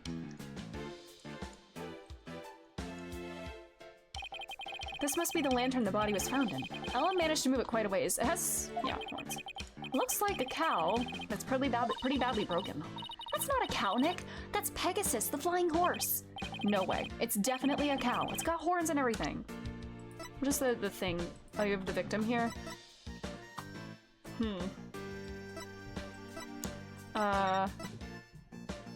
Pegamoo. Pega-cow. Pega-bull. Alright. But look, it has wings! Cows don't have wings. So it's a Pegasus, I tell you! Oh, I know! That pamphlet should tell us! Let's see. Apparently it's called a Pegamoo. I did not see that coming. Yet somehow the name really captures the essence of what this creature is, you know? Huh. That's strange. Oh! Oh my god, I got an achievement! Oh, cool! For looking at the true nature of ladders and step ladders. I guess we got all the name debates in this game. Let's go. Huh, that's strange. What is? Well, this Pegamoo is definitely a male Pega-bull, right? Yeah, I'd say so, what with the horns and all. There's another Pegamoo. So we have two Pega-bulls here. Okay, well. That Pegamoo there is also a Pega-bull. But take a look at the pamphlet. Where's the Pega-cow? See? One on the right says Pega-bull, but the other one says Pega-cow, a female Pegamoo. Right. The pamphlet goes on to say they have Pegamoos for the happy couple. Maybe it was a gay wedding. You know, maybe there were two men getting married and they have bulls to represent both of them. So for Ellen's ceremony, there should have been a male and female pair of Pegamoos. But for some reason, there are two males here. Maybe somebody made a mistake when they were setting up the room. It's hard to believe a fancy place like this would make that kind of blunder, though. Okay. In any case, we better check this thing out. What's this little thing? What do you think this is, Maya? It looks like a flower petal to me. What an unusual shape for a flower petal. Do you suppose it's from one of the flowers here in the reception hall? No, I don't see a single flower like this in any of the tables. Wonder where it came from. I need to see what people are wearing. I mean, I guess we haven't really seen much yet. Piece of paper. Hey, what's this? Damn. Oh, let me take a look. Grab Ellen when convenient, then send her off from the Vista deck. Looks like a note outlining the murder plot. Whoever wrote it has better handwriting than me, but it looks like they wrote it in a rush. And why do you say that? Because the writing is only smudged starting from the middle of each line. That happens when a right-handed person with a slight hook writes in a hurry. I do this sometimes myself when I'm not paying attention to where my hand is on the page. Guess I'll take your word for it, that Miss Bad Handwriting expert. Hey, even I don't smudge my handwriting this badly. All right. Let's get back to the note. That note was apparently written by the victim. But why would he feel the need to write instructions to himself like this? Are you sure the victim wrote it? I sometimes write a note to myself before I go shopping. Potatoes, carrots, onions, flour. Maya, are you craving curry rice or something? Whoops. So Emma, where's this Vista deck the note mentions? It's a heliport you see right outside the... Here, go. I need water. It's that heliport you see right outside the window over there. So we planned on pushing Ellen off from there. What a monster.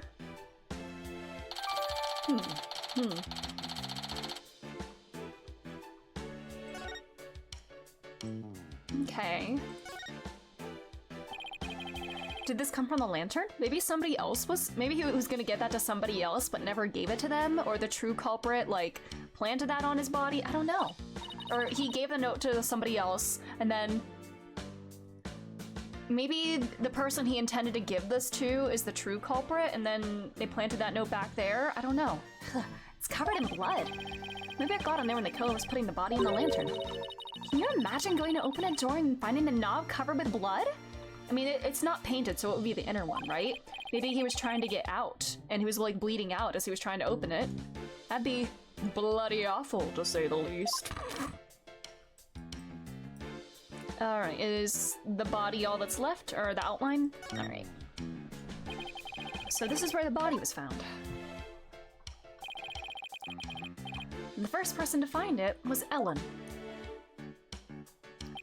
Emma, what can you tell me about the condition of the body when it was found? Let's see. The victim was apparently hit on the back of the head. Here's a photo of the scene as we found it. Blood on the hands, like he was probably turning the wheel thingy. Alright. I guess that about does it for this lantern. Alright, is that everything on this angle? Alright, let's do a little spin. What's that book? I wonder what this partition is for. I imagine people like the reception staff or entertainers use it. They probably wait behind it when they're on standby. I see.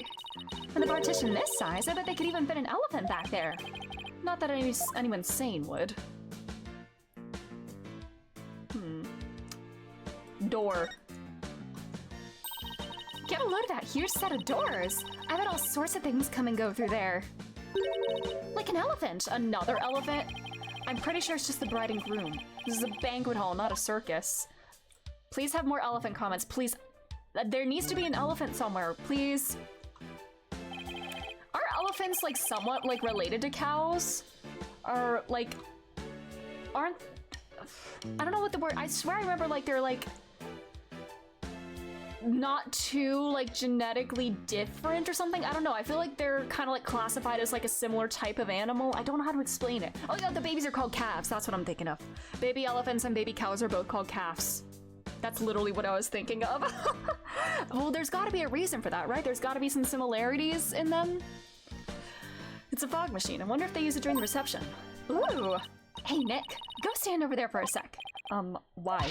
Just because. Now go! Alright. Got a bad feeling about this.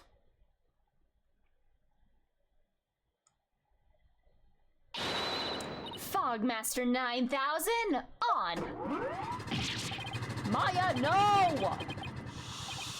Huh? Aw, nothing happened. Looks like it just won't work without some dry ice. Darn it. All I wanted to do was surround you in a thick cloud of smoke. That's tampering with a crime scene, Emma.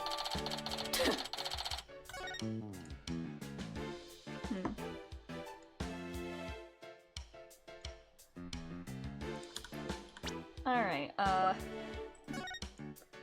large amounts of dry ice were placed in the fog machine to produce a thick fog during the reception. Okay.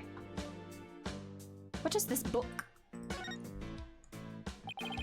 Looks like a business card wallet. I wonder whose it is. That face looks awfully familiar. Yes, yes it does. Guess I'll bring it to him later. Oh, Larry. Alright, I want to inspect more. I guess that just about does it for the crime scene. Hey, Nick. I want to see how I want to see the rest of the airship. Might as well, since we're here. True. Might even run into some of the other people involved in the case. Oh. I see you got the logo. Are you the son? Are you the groom? Nick, how long has that guy been standing there? I didn't even notice him until just now. Excuse me, are you with Sprocket Aviation? Little steampunk looking ass.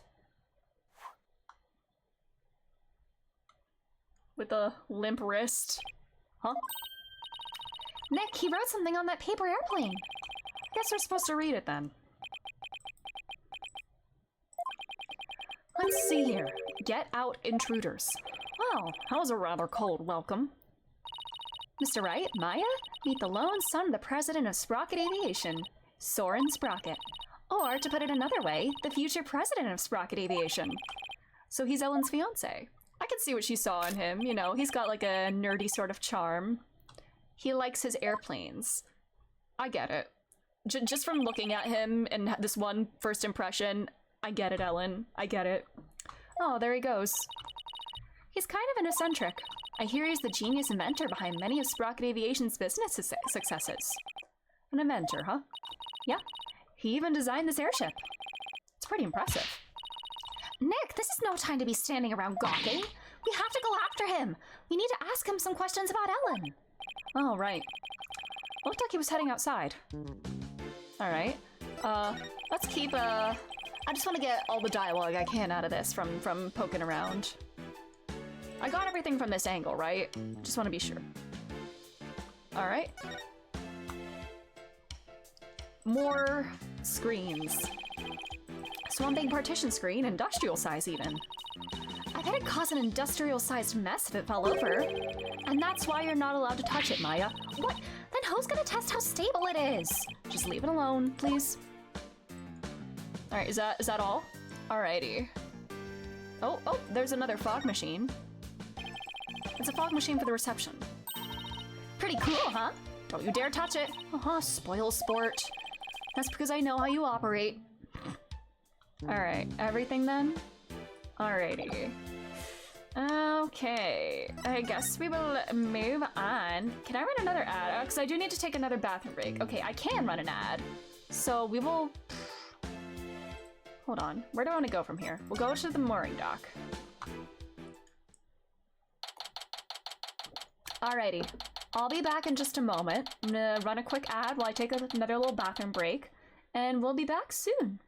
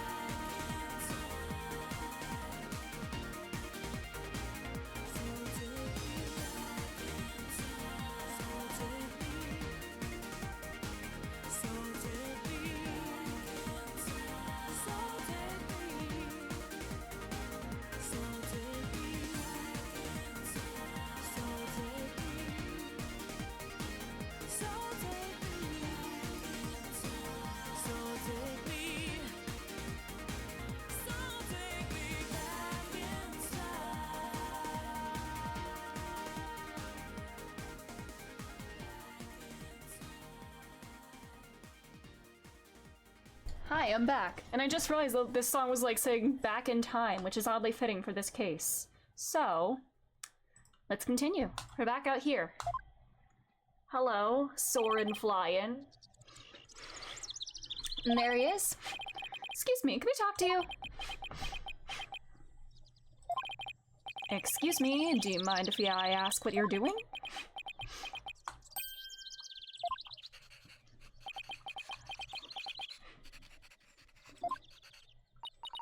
He sure is writing up a storm. Does he not like to... It is possible. If an enormous change in a mass could be detected, then theoretically, matter can maintain its form as it crosses the event horizon. Let's just see what he has to say about Ellen. Hello, buddy. Got you in here? Right. He's meticulous about his note-taking. Alrighty. Oops.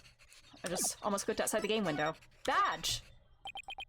You don't care about the badge? That was truly cringeworthy. Stop! Are you calling- who are you calling cringe here? Does this bring anything to mind? That's what he's thinking right now when Phoenix shows his badge. That was truly cringeworthy. Should I give him a Yusuke type voice now because of that?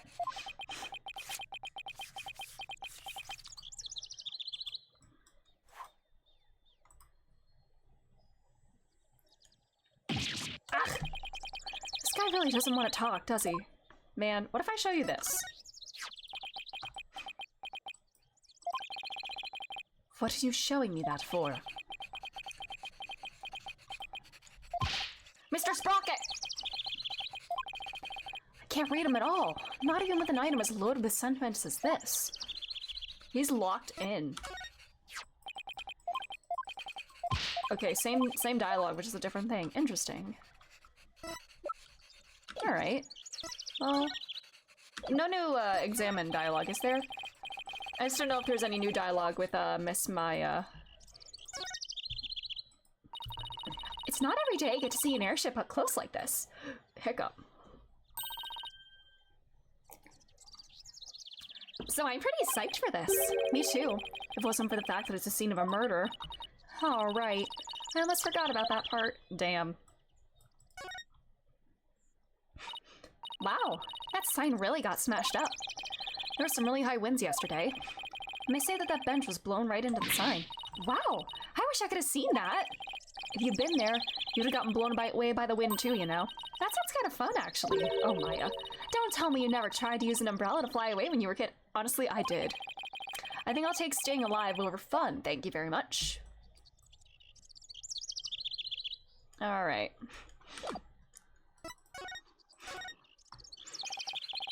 Excuse me, but we'll be representing Ellen in court tomorrow, so could we ask you about the case?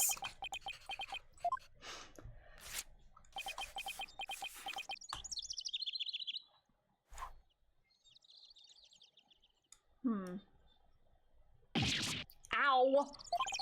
What the? Not interested. Not interested? How can you say something like that? This is about your fiancée. She's under arrest, you know.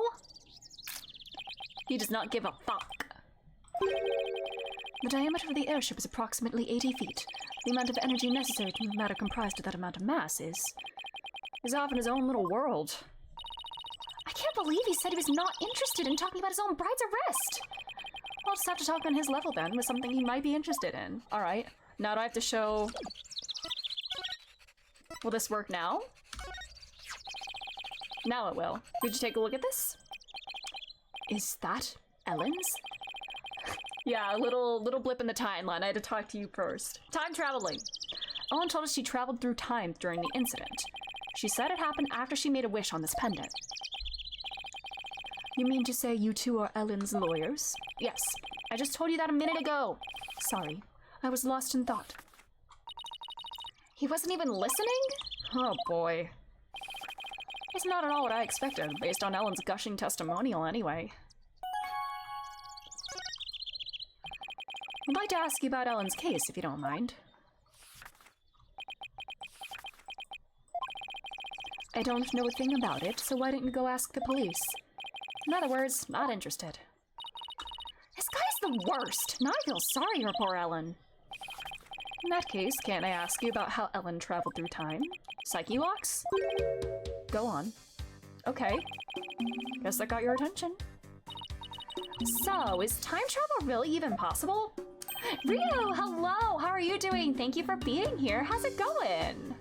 How are you? Yes, it is possible. Alrighty then. At the same time, it is also impossible. The pendant I gave Ellen is not supposed to operate as a time machine by itself. You're good? Glad to hear it. I'm doing pretty well. Just doing the only case in this entire trilogy that I have not yet done, and I'm sad at the prospect of it ending soon, but we persist. What do you mean? The timekeeper, that clock we had displayed in the reception hall. That is the body of the time machine. The pendant is simply a part. That clock was the murder weapon, wasn't it? But it's a time machine too? What Ellen experienced is akin to traveling down a road by car key. Physically and metaphysically, it should be impossible. Unless, maybe the quantum system inside the pendant somehow accidentally interfered with the natural flow of the fourth dimension. Okay, we're losing him again. Maybe we better ask him something about the time machine. Alrighty, buddy. So you've been researching time travel, have you? Moving through the space-time continuum would be man's ultimate means of travel. Time travel is a mode of transportation. Since the dawn of time, man has developed multifarious methods of transportation. Horses, steam engines, gas engines, airplanes, spaceships. But they are all fundamentally similar in that they constitute three-dimensional movement. Travel through the space-time continuum would shift mankind into a new paradigm. I don't know why, Nick, but I'm getting awfully sleepy all of a sudden. For generations, rocket aviation has advanced the development of transportation. Therefore, it's only natural that I would research time travel as man's next great leap. Is he done? So what exactly does all that stuff he was saying mean, Nick? Well, basically, it's like taking a hamburger joint and adding a drive-thru to it. Oh my god. Do drive-thrus exist here in this world? Oh, I get it. It's the same burger, but with a quicker, more efficient delivery system. So what Soren really wants to do is launch humanity into the future. Good one, Maya. Launch. She was making a... Do you not like puns? Okay. Okay, you may have like nerdy boy charm, but if you don't like puns, that's a bit of a deal breaker. But do you really believe that time travel is possible? It only becomes truly impossible when man stops daring to believe. Besides, time travelers do exist, you know.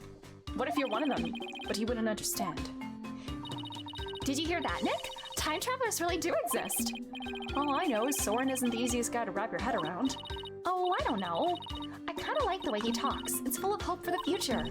He's more passionate than I thought, too. When it comes to inventions, anyway. Yeah, his apparent lack of concern for Ellen is troubling, though.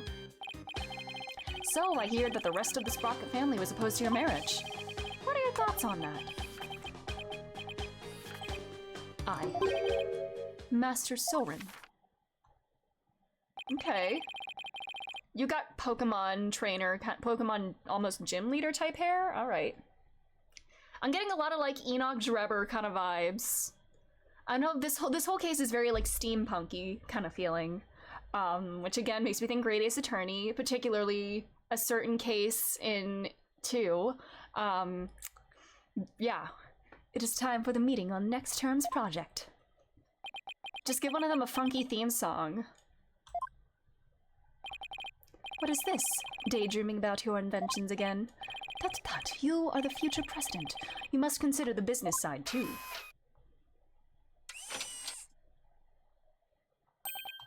It is I. I found Soren. Send the car over at once. What's the thing on his shoulder? I guess it's like a phone? Or a communication device? I'm not interested.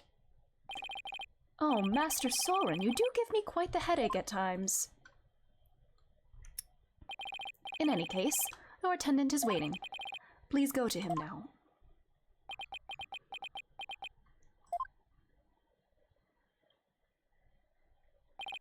Excuse me, but who are you? Oh, where are my manners? Piers Nicody? Oops. What's the... please call me Pierce. I'm the Sprocket family butler. Nick, a butler! I know they actually still existed. I thought they were just on TV and stuff. And who might you be, if you don't mind me asking? Oh, I'm Phoenix Wright, Alan Wyatt's lawyer. And I'm his assistant, Maya Fey. I'm a spirit medium. Oh, so it is you. I am most grateful. Should I? I'll make him British. I am most grateful to you for taking on Miss Ellen's defense. You have my sincerest thanks. Don't mention it. So, should I make everybody in this company British? Speaking. Oh, one moment, please. Should I make everybody in this company British, including, Soren? Wow, what a beautiful pocket watch! Oh, this? It's just a bit of a good luck charm. That's one expensive good luck charm. And I guess it makes sense. Knowing the time is pretty important in this line of work. So I guess that pocket watch is as important to him as my attorney's badge is to me. Does he show it to everybody? There was a little time before I must attend to Master Soren again. Why not come to Sprocket Manor? Huh? You mean to Soren's home? As a token of appreciation for taking on Miss Ellen's defense, I would like to serve you some delicious tea and refreshments. Oh boy, Nick! A fancy high society tea party! With high-class snacks and everything. They're not gonna try to poison us, are you? And what about the investigation? Are you kidding? What better place to investigate next than Soren's house?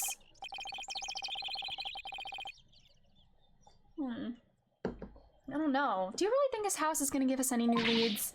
Of course it will! Soren will be thrilled to hang out with us again. Oh, for sure. Oh boy. I say we take the butler up on his kind offer and go to Soren's place. Alright. You win. I'm trying to figure out what the puns in these names are. Well, he's not here. Pierce isn't here. Like, they just sound British rather than punny.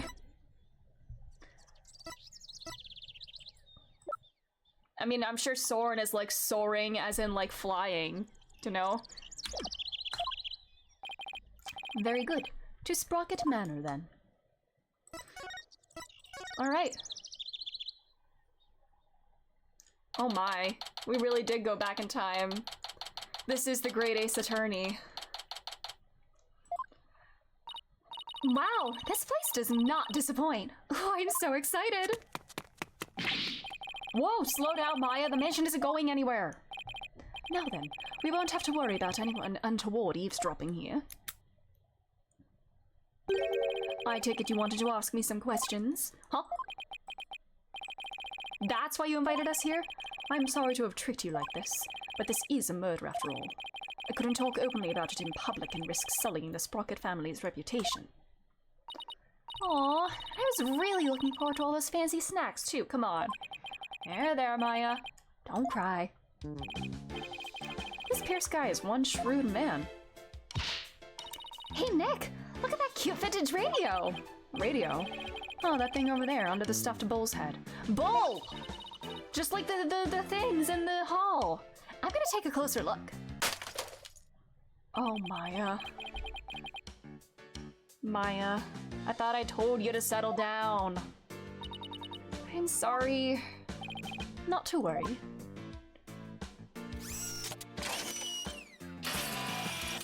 Yeah, this man really is just Enoch Trevor, huh?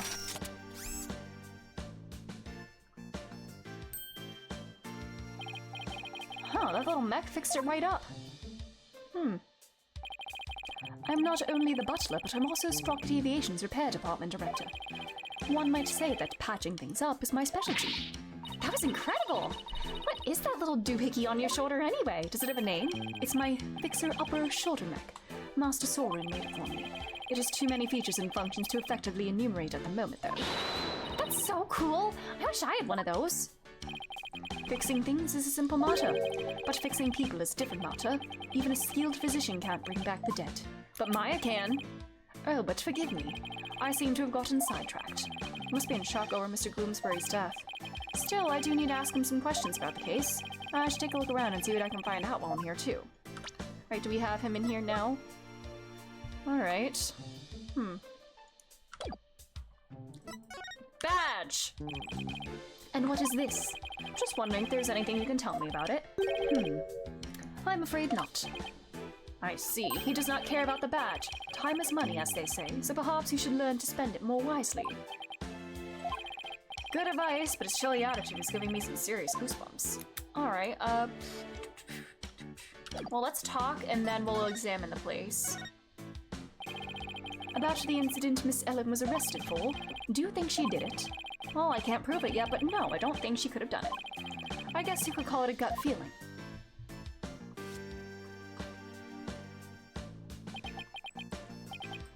I see. I guess we have different opinions then. Do we now? The prosecution says that when Gloomsbury attacked Miss Ellen, she fought back and ended up killing him. I agree with this perspective. Or rather, that is the consensus of the entire Sprocket family. Even so, I heard an interesting story from Chief Prosecutor Edgeworth. I heard that the Sprocket family had tried to pressure the prosecutor's office into burying this case.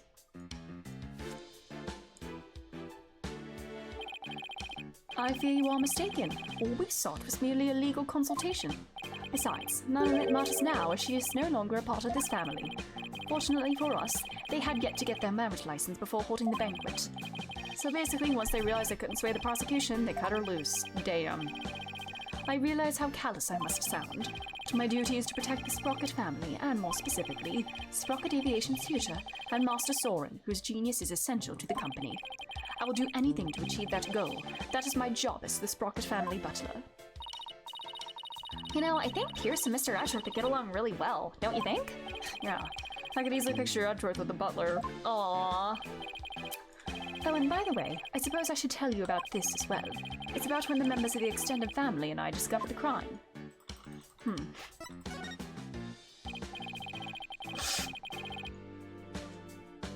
Did Ellen say anything to you about traveling through time?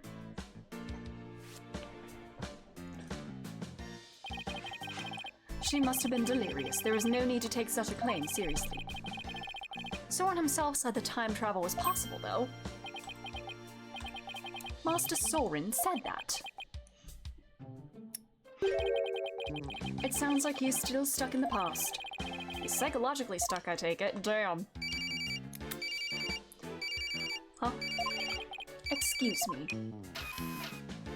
The zero escape beep again. What is it? I see. I believe I told you the madam will be having milk tea.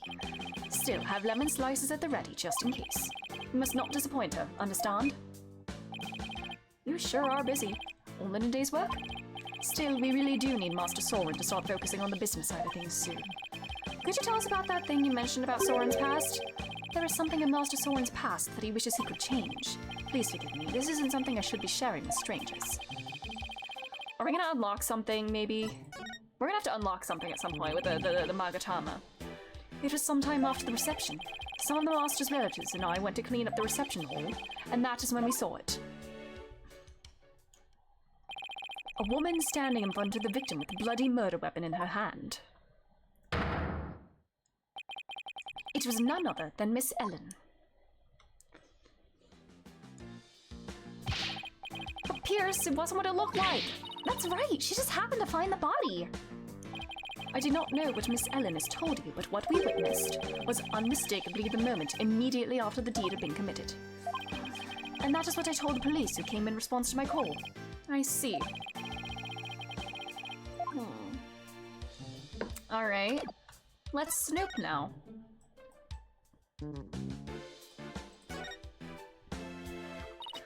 Nick! Look at that airplane propeller up there going round and round. I see they've got an aviation theme going on. Makes sense for an airline family. Wonder if it doubles as a fan. Ooh, what if the rest of the plane were on the other side of that wall? And the wall would open up so the plane could take off in an emergency. How cool would that be? That's what's behind the propeller wall, then what's behind the bowl wall across the way? Oh, I know, maybe it's the rest of him. That must be where the sprockets get their milk. Nick, first of all, that's a beef cow, and second, bulls don't make milk. Damn, yeah, Phoenix.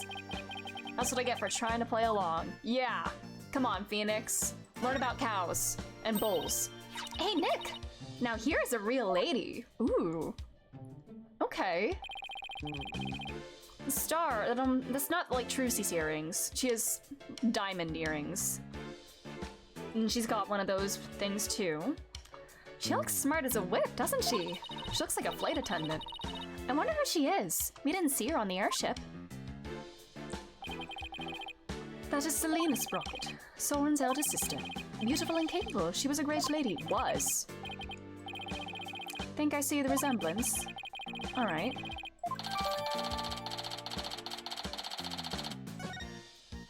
she dead or like not in the company anymore? Because the way they said was makes me a little suspicious. Are those pictures of the wedding reception? Yes, I took them with my trusty camera here. Do you mind if we have a look at that photo?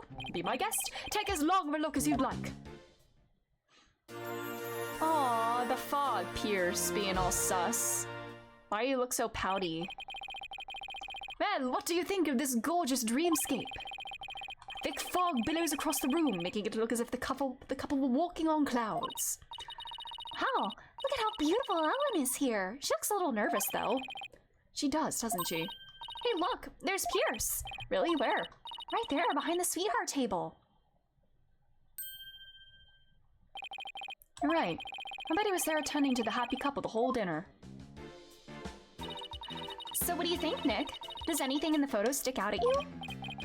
No, not at the moment, anyway. Hey, Nick, if Ellen really did travel back in time, do you think this photo's of the second reception, you know, after the time jump? I wonder. Excuse me, sir? Yes, can I help you? Ellen told us she traveled back in time. Would you happen to know anything about that? Oh, no, I haven't the foggiest what you're talking about. He cleaned up faster than a clam. Is everybody like... Is the whole family like trying to gaslight Ellen and like conspiring against her because they don't want her to marry into the family? I mean, she makes it work. It almost looks like an apron, at least this part. I see the bull is there. We got the fogs. And him. There's this open space here, nothing of note there. What's he holding?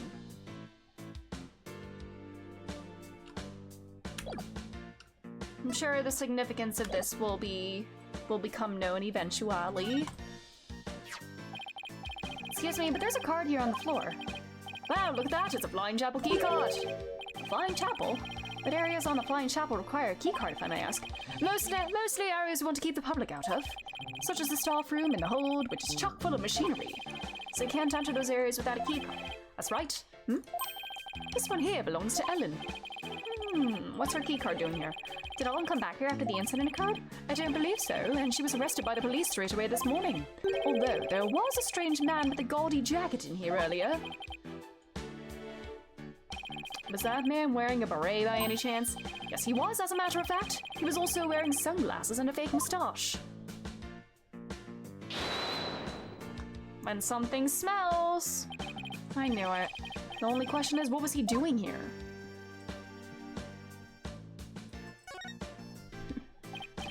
Oh, it's the bridal bouquet. For a second, that almost looks like Apollo's bracelet. Is she a Gramarye too? Do we have another secret Gramarye relative here? The family grows even in his absence. Hey, Nick, how about I throw it and you try to catch it? Why me? Just because.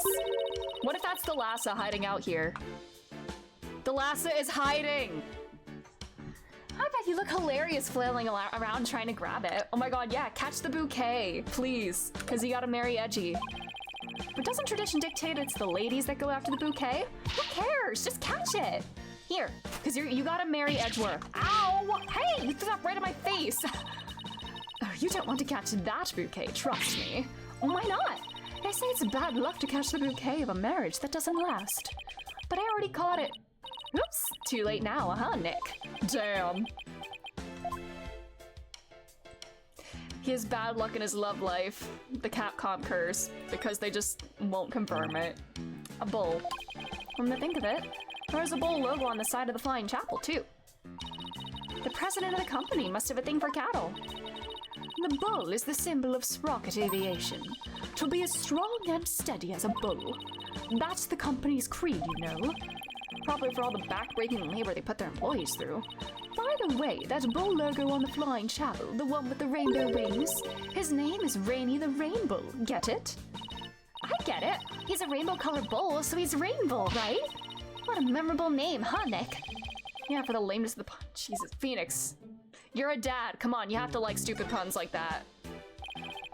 Don't you dare touch that radio again. Looks like an expensive antique. What are you worried about? If it breaks again, Pierce will just fix it up again. I really hope he's nice enough to waive the repair bill. Is that all I can inspect then? I think so. Alright. Alrighty.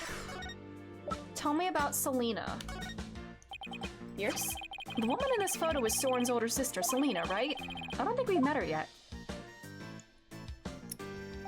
Yes, about that. He seems hesitant all of a sudden. If you wouldn't mind, could you tell us about her? Locks? Alright. Very well. She's a big part of Master Soren's past, after all. Past? Alright, maybe not. Master Soren will become the next president of Sprocket Aviation. However, that wasn't always so. Miss Selena Sprocket, Master Soren's eldest sister, was next in line. So why isn't she becoming the next president? Because she died in a car accident. What? I had no idea. Actually, Master Soren was also in the car with her at the time of the accident. Oh, losing the sister he loved right before his eyes devastated him. Man. Ever since then, he has buried himself in his research on time machines. Does he think he can go back in time and save her? He also became a quiet and meticulous, almost compulsive note-taker around then. He seems so stiff and robotic. I had no idea he was carrying all that around inside him. Master Soren has abandoned the company business and spends all his time on inventions. As the family butler, I am truly concerned. I believe it is high time you let go of the past. Hey Nick, what are you doing here? What are you doing here? Larry? Oh man, that you gave me a heck of a hard time. Larry, what are you doing here? I came to promote my new character, Cute Piglet. I was hoping Sprocket Aviation would do some kind of tie-in with me for it. Wow, I didn't know Larry was such an aggressive businessman. You could learn a thing or two from him, Nick. Why don't you promote your agency to them? Now's not exactly the time for that, in case you haven't noticed. See? And this is why you'll never be rich. I need to ask you something. You were there in the Flying Chapel yesterday, right? Huh? Was I? What were you doing there? Lock time? Whatever it was, I bet it wasn't anything to be proud of, but never mind that. Did you see anything that had to do with the case? Scratch that. Let's start with you weren't involved in this case, were you? Uh-oh. Larry? Hey, he took off! I just knew it. When something smells, it's usually the butts. Come on, Maya, after him! Oh, are you leaving so soon? We have to run. Thanks for making time for us. I know you have to investigate, but please try to spare the family's feelings if you do, as you do. Yes, of course.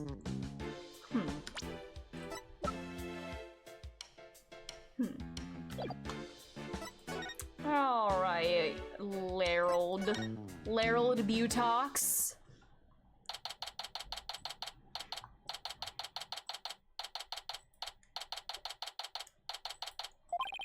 There he is. Hey, Larry! Hey there, friend! It's always the stern types with the tragic backstory that get to me. Oh, man. I feel like it's gonna get to me, too. There's nothing fancy about it. All we did was follow you. So tell me, Larry, why did you run away like that? Huh? Me? I don't know what you're talking about. A bolt of inspiration from my new picture book hit me and I had to run is all. It was like a cupiphany. Right. He's just gonna keep on playing dumb, isn't he, Nick?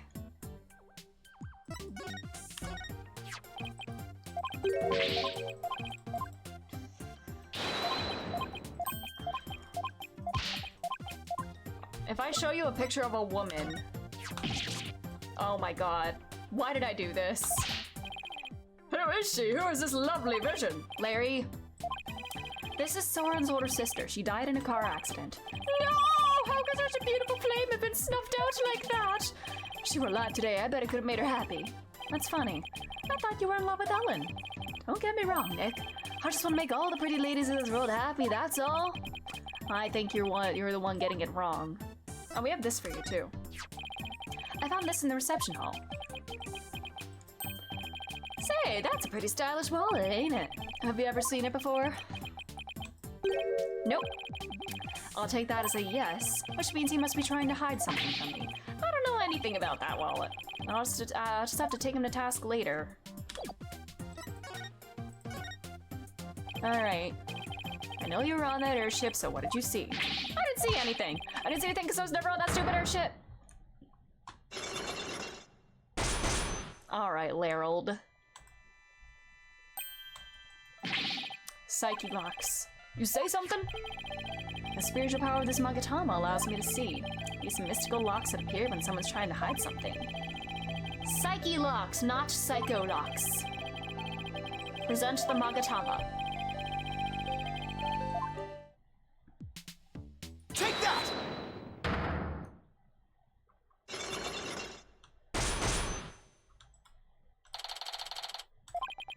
This is no time for games, Larry. I will find out what you're hiding. I'm telling you, Nick, you've got it all wrong. I've got nothing to do with this case whatsoever. Oh, come on, Larry. Even a baby can see through such a blatant and obvious lie. Nothing whatsoever, huh? If we weren't involved, Larry, then you wouldn't have been involved with this person. Take that! You're the one who brought Ellen to my office in the first place. And all those cops. Oh, nothing to do with the case whatsoever isn't gonna cut it this time, Larry. If you have to lie, at least do a better job of it. Wah! Don't diss me, Nick. If you're so convinced I'm lying, then let me ask you this. What makes you think I was on that stupid old airship anyway? Let me see some proof. Doubling down, are you? Fine. Here's proof you were on that airship. Take that! Uh-oh. This is your business card wallet, isn't it, Larry? I found it in the reception hall. Ah! Time to come clean, Larry Butts. What exactly are you hiding? All right, fine, you got me. I'll tell you everything.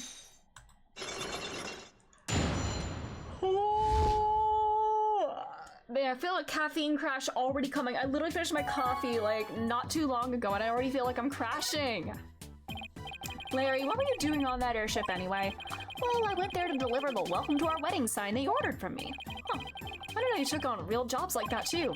Well, for your information, my wedding welcome signs are very popular on the net. And that's how you met Ellen. Uh-huh. I mean, I'd seen her in the photo for the welcome sign, but seeing her in person, the way she smiled at me and said thank you, I feel like I've been hit by lightning. And that's when you fell in love with somebody else's bride, huh? So, were you invited to the reception? Can you believe they told me only family and relatives could attend? They wouldn't even let me into the reception hall. Buddy, you weren't invited. Smart move on their part, I'd say. I got upset and started wandering around the airship. That must have been when I dropped my business card wallet. So somebody else must have found it and brought it to the reception hall then. But you know what? I saw something incredible when I was on that flying chapel. Get a load of this!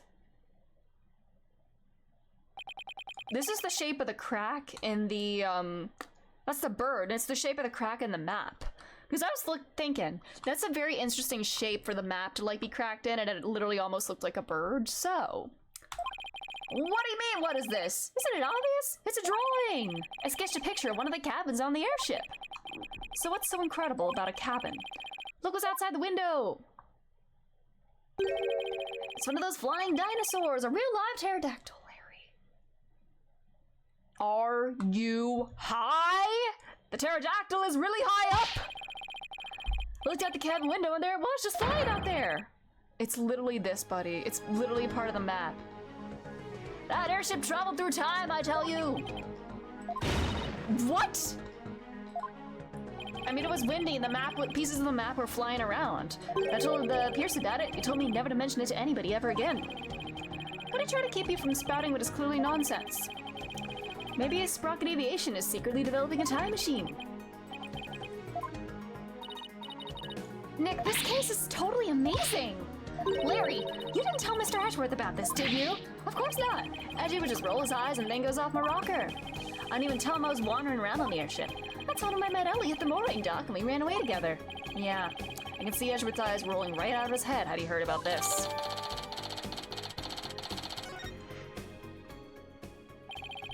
So Larry also experienced the time slip somehow, but how's that possible? Hey, Nick. I'll be taking my car bullet back now if you don't mind. Alright. Oh yeah, this is for you. The flower petals. Another picture. Alright. There's a cow. I guess this is like in the prep area. There's all the flower petals.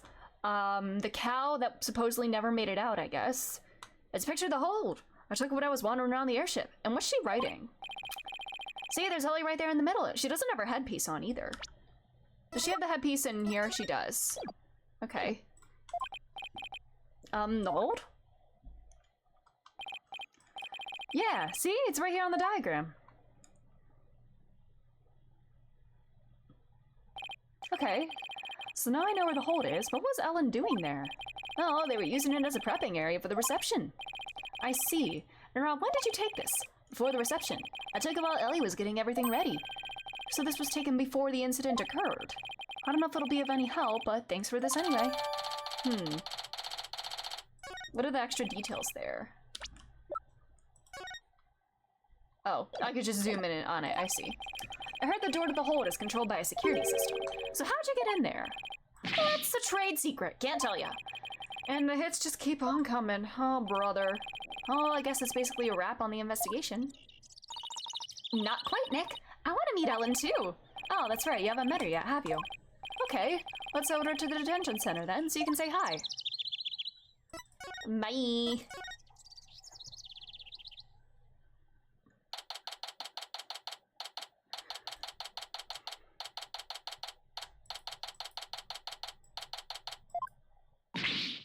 No, why?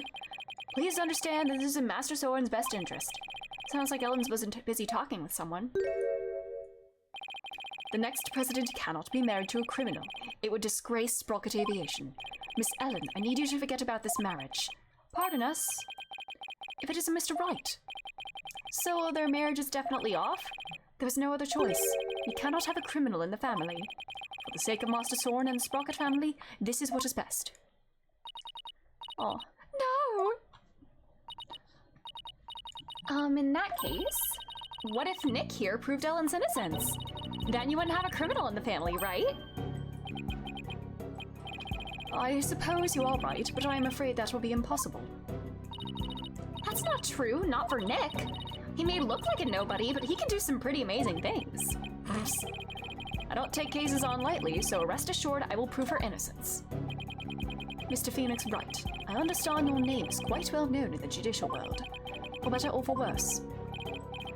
Pierce, I want you to promise me this. If I can prove Ellen's innocence, then you won't stand in the way of Soren and Ellen's marriage. Very well. But not even the most talented lawyer in the world can change reality itself.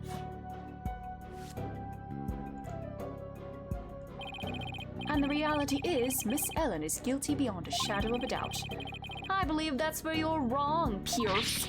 I'm clean, I swear I am. Obsessively, compulsively clean. Just as clean and pure as this pure white dress.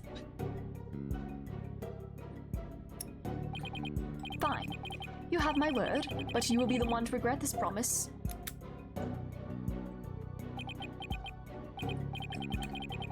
Now, if you will excuse me. Now I have all the more reason to win this case. Ellen, we finished our investigation and we'd like to talk with you about what we found.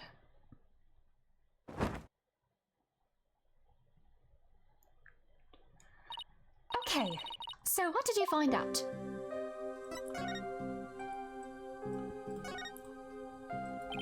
This mic has been here for a long time. Looks pretty worn out, but this little guy has made thousands of conversations possible, so I'd probably end up feeling kind of sad if they just up and replaced it. Aww. Hello, guard. Look at that guard. He's standing right in that camera's blind spot. In that position, I bet he could even doze off and get away with it.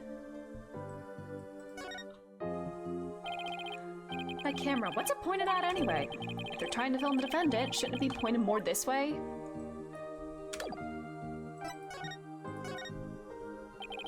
In the course of our investigation, we heard that you had been seen standing in front of the victim with a murder weapon in your hands.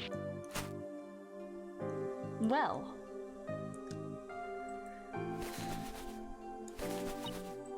It wasn't what it looked like. It's true, I was holding the murder weapon. But when I found him, he was already dead.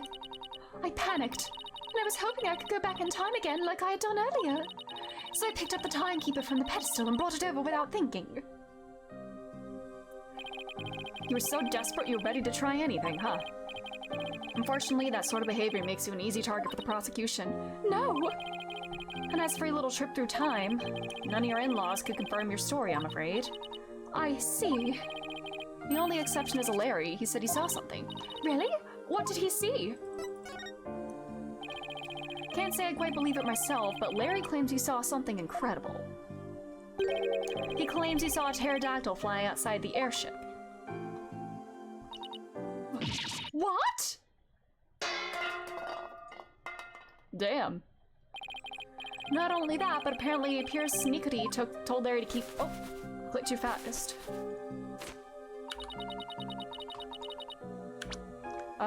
Told Larry to keep quiet. But why would Pierce do such a thing? Larry's theory is that Sprocket Aviation is developing something in secret. A time machine, to be exact. Do you think that's why nobody would confirm my story? Because it's a secret? I really don't know. But speaking of your in-laws, you did manage to find your key card at Sprocket Manor. One of your in-laws said he'd keep an eye on it for you. Oh, thank goodness! I lost it while I was getting things ready for the reception. I looked everywhere for it. I'm so glad you found it! At least their tears of joy this time for a change.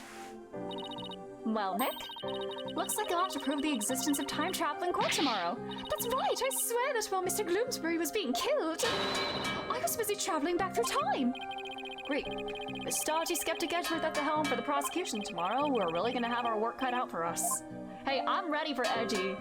Show me the edgy. All right, time to go in court with our man. Let's go. Full court reunion. Let's go. Let's do it.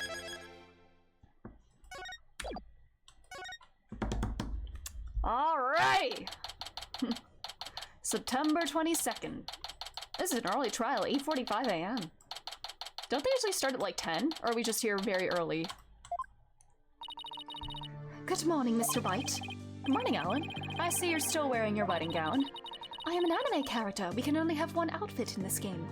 And I will continue to wear it until our marriage is saved. Oh, Soren!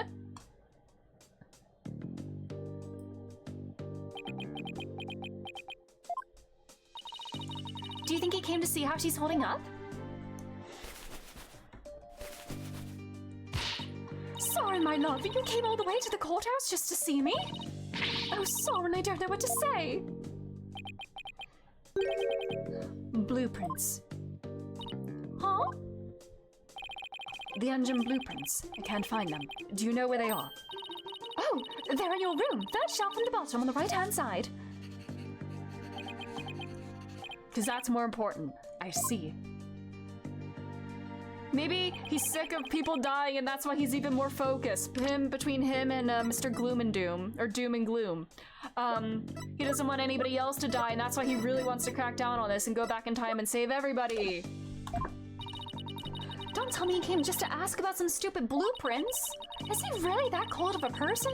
Or is that just how he comes off, I wonder? Oh, what about me, Soren? Ellen. He's back. I smell denial and grievances. Yeah! Oh, buddy. I'm very worried. Come home soon. Aw, that's the nicest thing he said. I'm lost. Aww. Hopefully he's not just saying that in the sense of she's the one that like finds things for him. Later. Looks like showing your vulnerabilities is the fastest way to capturing a woman's heart. You should take notes on this, Nick. Yeah, be vulnerable in front of Edgeworth. Please leave me out of this. Your husband is the prosecutor. I don't care if you're not actually married in-game. You are married. Looks like Soren isn't big on words, but it's clear that he cares about Ellen. Knowing that, I actually feel kind of relieved.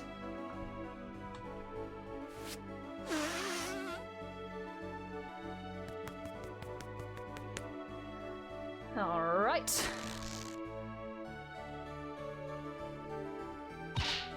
Mr. Wright, I just absolutely can't be found guilty, you hear? Don't worry. I'm gonna do everything I can to prove your innocence. Thank you, Mr. Wright. The trial is about to start, sir. Edgeworth. Edgeworth. Marriage. Edgeworth. I love this case involves a marriage, and Edgeworth is our prosecutor. Knowing him, he's not gonna yield an inch. So I've just gotta fight with everything I've got and save Ellen.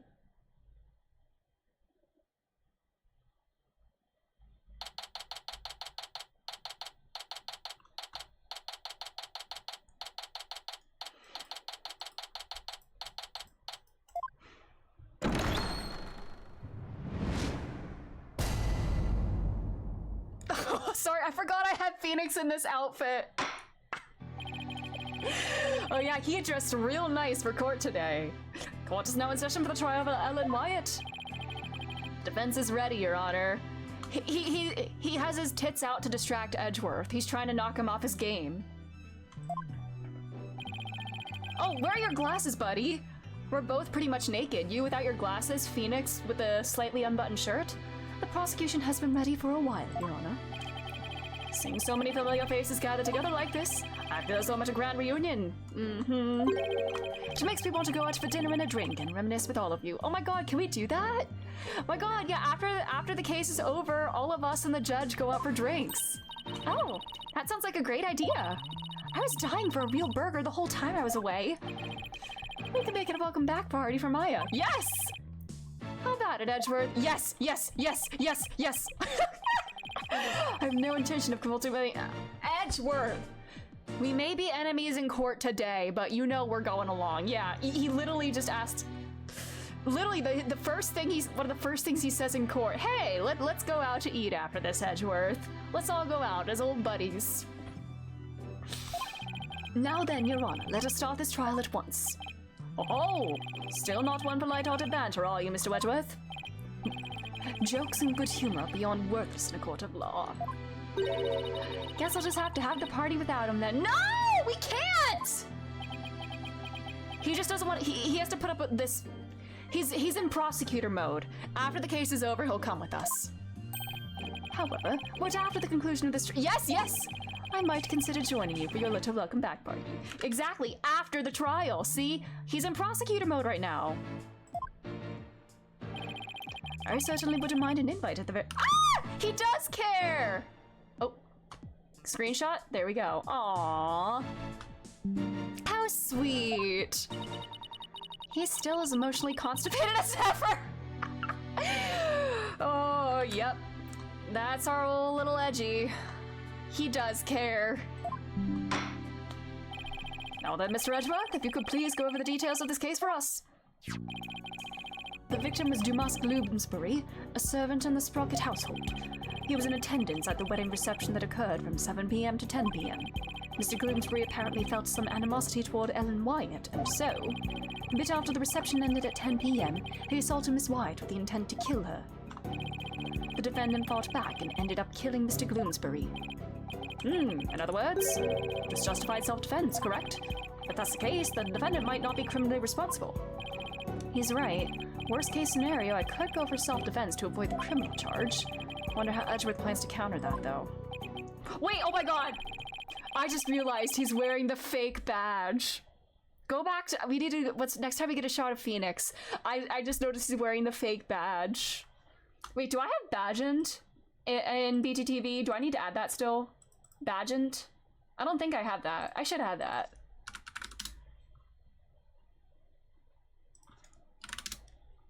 Badgent. There we go. The prosecution's first witness will make my view on the matter clear, Your Honor. Very well.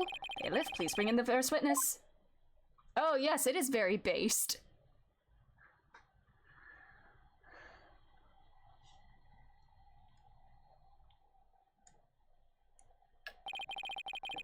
Please state your name and occupation, witness.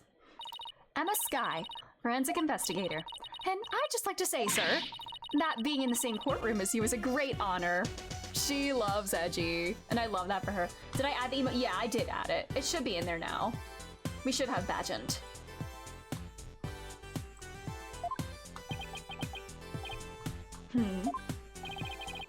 Oh, that's right. You're a fan of Edgeworth, so yeah, we have it! Badgent! There it is. I love that little detail. We're good friends and all, Mr. Wright.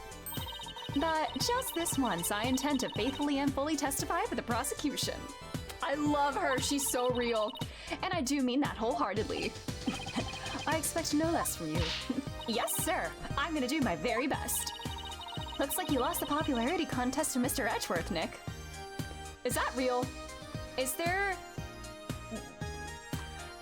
Did he lose against... I know they had when the Apollo Justice Trilogy came out, they did do like a character poll, and like Beanix, Edgeworth, and Apollo. Beanix beat out Phoenix, but they were the top 3, and I know there was like that art of them. Did Edgeworth beat Phoenix, or Beanix specifically? I mean, he beat Phoenix, but did he beat Beanix as well?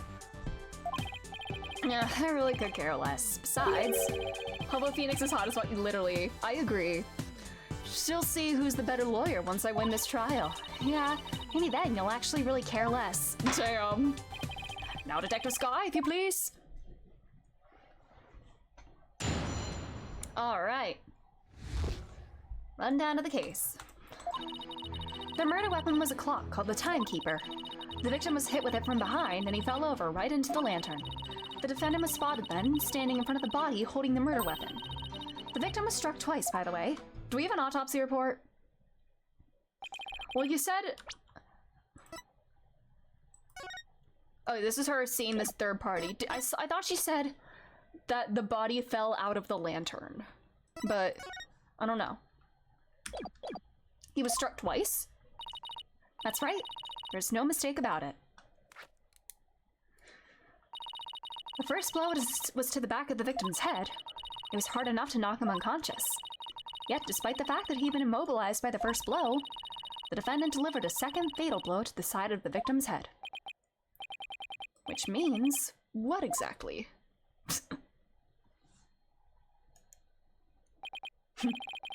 I figured it would go right over your head. Let's put it this way. By striking the victim a second time, the defendant killed her last chance to escape from any criminal wrongdoing. Damn. She did, but how, Mr. Wedgeworth? The defendant may have been fighting back because she was being attacked. However, she then went on to deliver a fatal blow to the man who was already fully unconscious. Nick, is he saying what I think he is? I don't feel so well. And thus, Mr. Wright has justified self-defense been removed from the table.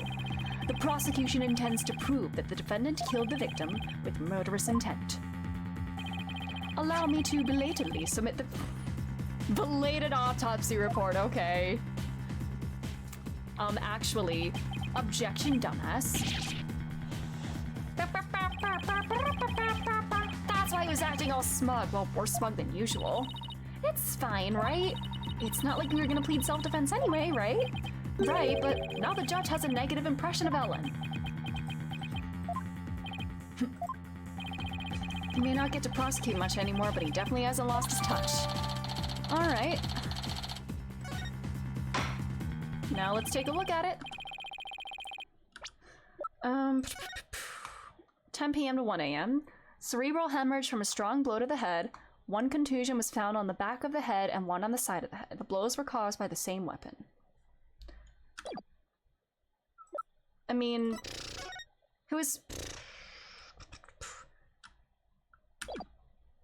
he was knocked over, 1 to the back of the head, and then the side of the head, wouldn't he be lying face down? He's not lying face down here. So that's a little odd to me.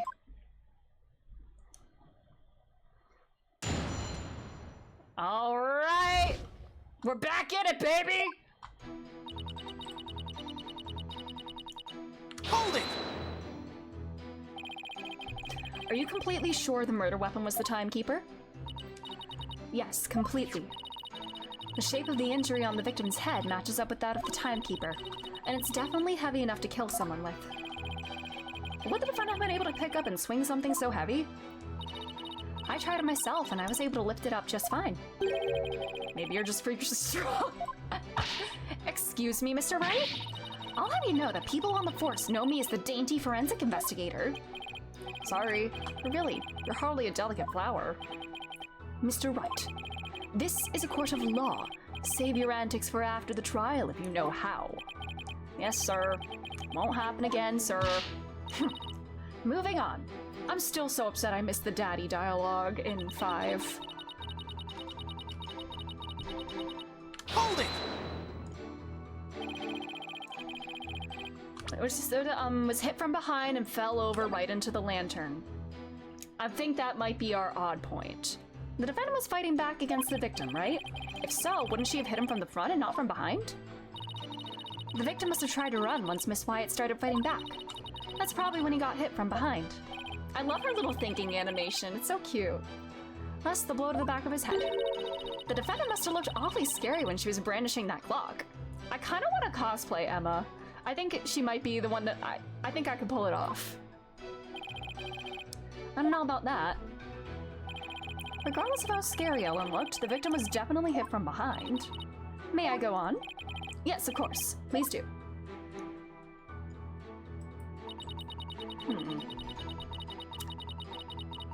I wanna...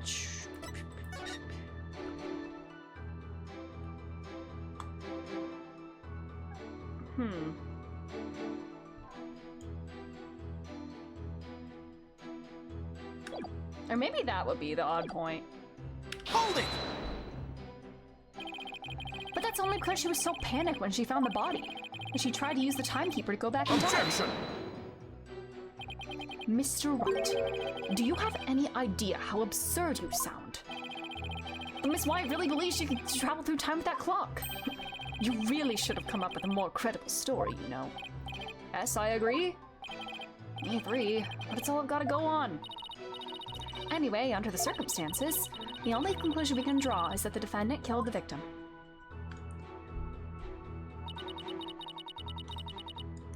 Hold it!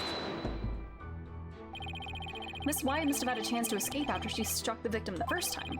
So why would she stick around and hit him with such a heavy object again? Well, about that, allow me to explain. Okay, I'll be your guide. Why did she strike him again, indeed? To finish off the victim, of course. This very act clearly shows that she had every intention of killing Mr. Gloomsbury. Ugh. Why, Miss Wyatt would never do a thing like that. Then let's see some evidence that disproves my theory. Are you just gonna stand there and take that from him, Nick? I can't refute his claim head on, so I'll have to approach it from a different angle. Well, it looks like we won't be going anywhere until we can refute Edgeworth's claim.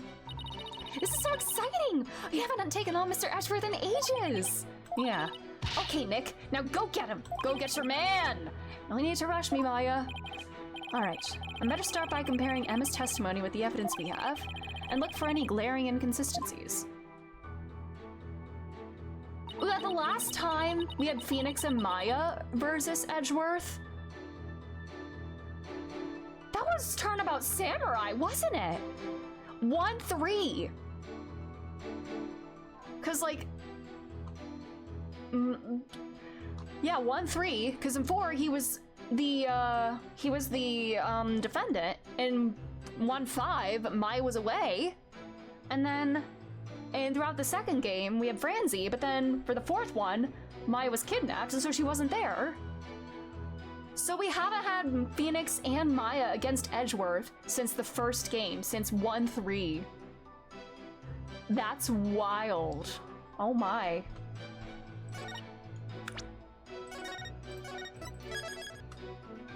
Alright. I'm gonna start with the picture, because if he was hit from behind, he would have fallen face forward. Objection! Detective Sky, I'm afraid I have to apologize in advance. For what? For embarrassing you in front of your eyes. Phoenix, you don't have to look so smug while you do that! What do you mean? If you take a look at this photo of the crime scene, you'll see that the victim is lying on his back. But if the victim had been hit from behind, as you claim, then he should have fallen over into the lantern face down. I mean, there was a wound on the back of the head, but still. It's not enough to simply take someone's side, Detective Sky, even if it's Mr. Edgeworth's. Oh. That does appear to be a flaw in Detective Sky's testimony. Mr. Wright, if you think I'm just gonna back down right now, then you're sadly mistaken. Emma's unusually fired up today. Don't forget, she's in front of her hero, Nick. If the Steel Samurai came out to watch this trial, I'd want to do my absolute best too. Listen, Mr. Wright, it's entirely possible that the defendant moved the victim's body after he fell over. In that case, there wouldn't be any contradiction, right? Indeed. That was an excellent counter-argument, Detective. You can count on me, sir. God, she is so real. She's me. So, what do you have to say to that, Mr. Wright? Is it possible the victim's body was moved after he fell? No, because there was, in the picture, I noticed there's things on top of him. It's not possible. No way. Sorry, Detective, but there's no way the victim's body was moved after his death. Oh, really? And what makes you so sure? I'm gonna go with I'm gonna point to the wood rather than the petals, but I'm guessing maybe either of them should work, but we'll go with that. Those broken bits of the lantern? Yes. If the body had been moved after the fact, these fragments would have fallen off of it. But as you can clearly see, they're lying perfectly undisturbed on top of the body. This means that the victim must have been lying face up from before the lantern even broke. You're right! But wait a minute, if that's true, then when was the victim killed? I mean, the lantern was still whole during the reception, right? Right, which means you just overturned a major assumption about this case. If the victim was already dead before the lantern was even broken, then the body must have been inside the lantern since before the reception started. In other words, the defense asserts that the victim was killed before the wedding reception. What?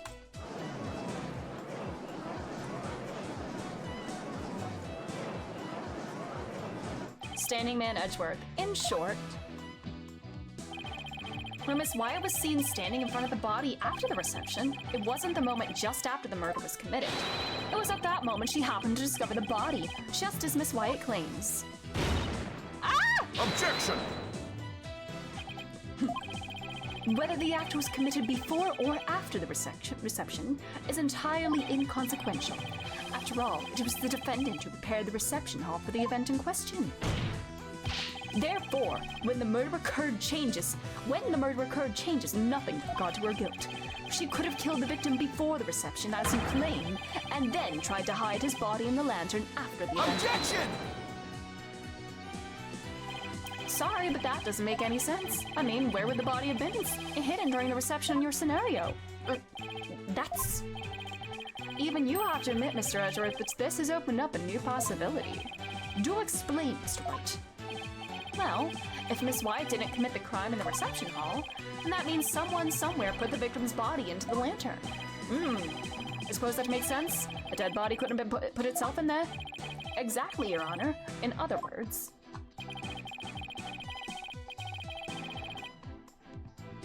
that he was killed somewhere else. I mean, we probably will get funny dialogue for messing up. Should we do funny dialogue just to see how Edgeworth is a little shit if we mess up? Do we do it? Even if... or would it just be the judge? I don't know. Should we do it? Should we intentionally mess up? Oh my god, Swaggy Gamer, welcome. How are you doing? Well, we gotta be smart about this. I'll just go normally. You're alright? Glad to hear it. If the body was hidden inside the lantern, then it's possible that the body was moved along with it from somewhere else. Oh, you're right. You can run that mouth of yours all you want. But do you have any evidence to support what's coming out of it, Mr. Wright? Why does everything he says sound like that? Of course I do. I think the answer lies in that piece of evidence and in something that was left at the crime scene that will point us to where the victim was really killed. The flower petals! Very well, Mr. Wright, in that case. What proves that the lantern and the body were moved from somewhere else? I'm gonna go with this picture. Just got to be safe. Take that! Ah, fuck! I'm afraid I can't say that I follow. A piece of evidence won't help you make your point, Nick. Damn. Fine, so this wasn't convincing enough. But if it's not the flowers... I thought it'd be the flowers, because the flowers are there. The flower petals.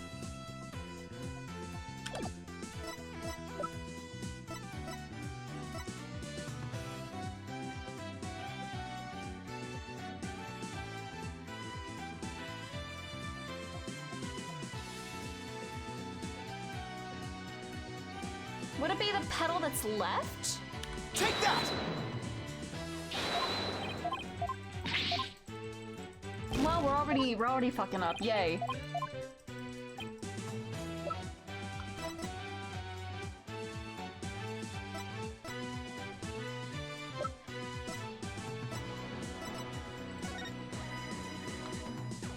It's not the thing itself.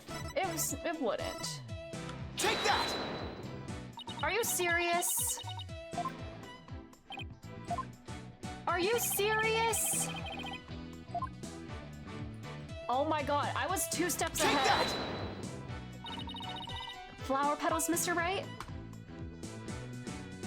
God damn, I was 2 steps ahead of this game. These petals are from a kind of flower that were not present in the reception hall. This means they must have gotten into the lantern when it was somewhere else. And just where do you propose this somewhere else to be, Mr. White? Alrighty. Take that! I was ahead of the game by like literally two things. Please take a look at the flowers in this picture here of the hole. Notice how the petals are the same shape as the ones in the crime scene. Yeah. Yes, I see. They do look to be from the same kind of flower. Objection! Oh, sorry. Bonked me, Mike. Is that really all you've got? A flower is a flower is a flower. They're all the same. Hey, they are not. They're all different. I would hardly call what you presented as compelling evidence. I'm afraid I couldn't disagree with you more, Mr. Edgeworth. Oh! Damn! I gave a flower of this type to my lovely wife once when we were very young. So I can assure you that this is very meaningful and compelling evidence. Yeah! The soundness of my judgment in this matter is backed by nothing less than pure love. But, Your Honor, yeah. Doesn't matter to an A-spec person like him. Let it go, Mr. Edgeworth. It's clear you don't know much about flower. Phoenix, you didn't know what a fucking rose was in the first game. Didn't you say like sunflowers and tulips are the only flowers I know? You have no room to be talking about this, Phoenix. It's not like you had anyone to actually— Ah! Ah! Phoenix! You— Jesus Christ! He hadn't even given it to you! God damn! He always said no bitches? I mean, he's not interested in women, but... He would give flowers to you, Phoenix. Come on. Are they hiding their marriage? They're secretly married and they're just hiding it. Maybe you should study up on them just in case the opportunity This is from the man who— The 3 times! We are so back! Let's go! Exactly! The man who only knows the names of 3 types of flowers. How do you know that fact about him? You know all these little fun facts about Phoenix. Where did you learn them? That's hardly relevant to the case at hand. They're bickering again! The defense asserts it's highly probable that the victim was killed in the hold. And the body was then placed in the lantern and then moved to the reception hall for some reason. I love these two so much. It would completely destroy the prosecution's case. And then do you mean the body was... Yes, the victim's body was moved. Get it? Because it was in a bowl lantern. Moved. I'm sorry. Inside the lantern during the entire beautiful wedding reception, while the defendant and her betrothed were celebrating their love. What?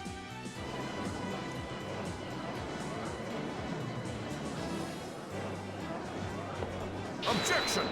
Oh my god, Edgeworth. Sorry, just your smooth talk might work on his honor, but it won't work on me. I'm taking so many screenshots here, I'm sorry. What are you talking about now?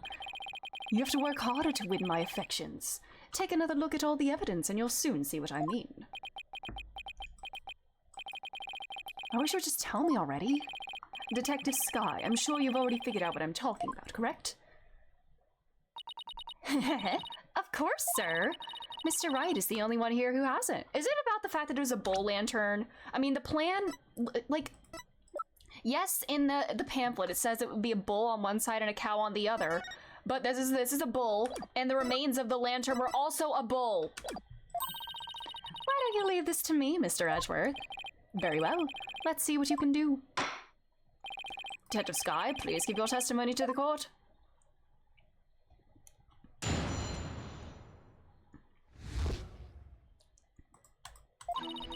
The victim could not have been killed before the reception. The autopsy report states that the estimated time of death was after the reception. And that estimated time of death is correct. There's no way it could be wrong. So no updating the autopsy report? It's clear Mr. Gloomsbury was killed after the reception, and that completely contradicts your claim. I guess, is it our turn to update the autopsy report? Didn't we do that the one time in the past?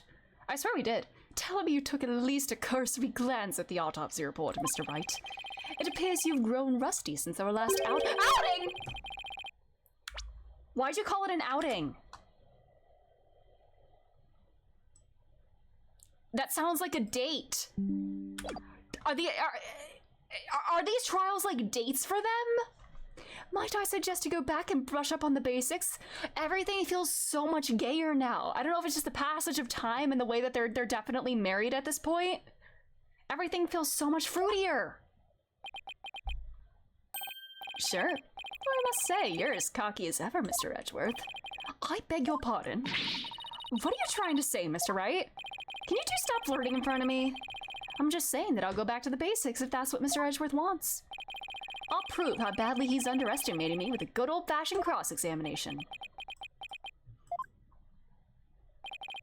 Very well. Let's see you put your money where your mouth is, Mr. Wright.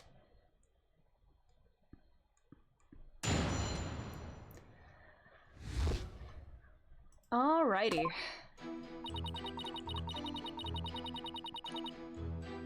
Hold it!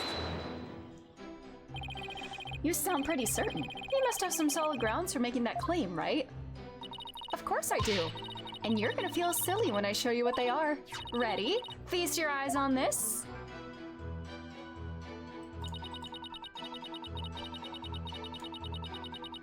Hold it! I've read the autopsy report too, you know. Then you don't need me to explain it to you, right? How there's no way the victim could have been killed before the reception, I mean. Detective Sky, I think you've overlooked something big. I have?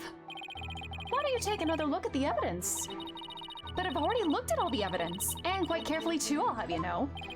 Detective Sky, do not be taken in by his verbal antics. He is simply bluffing, as always. Right, sir.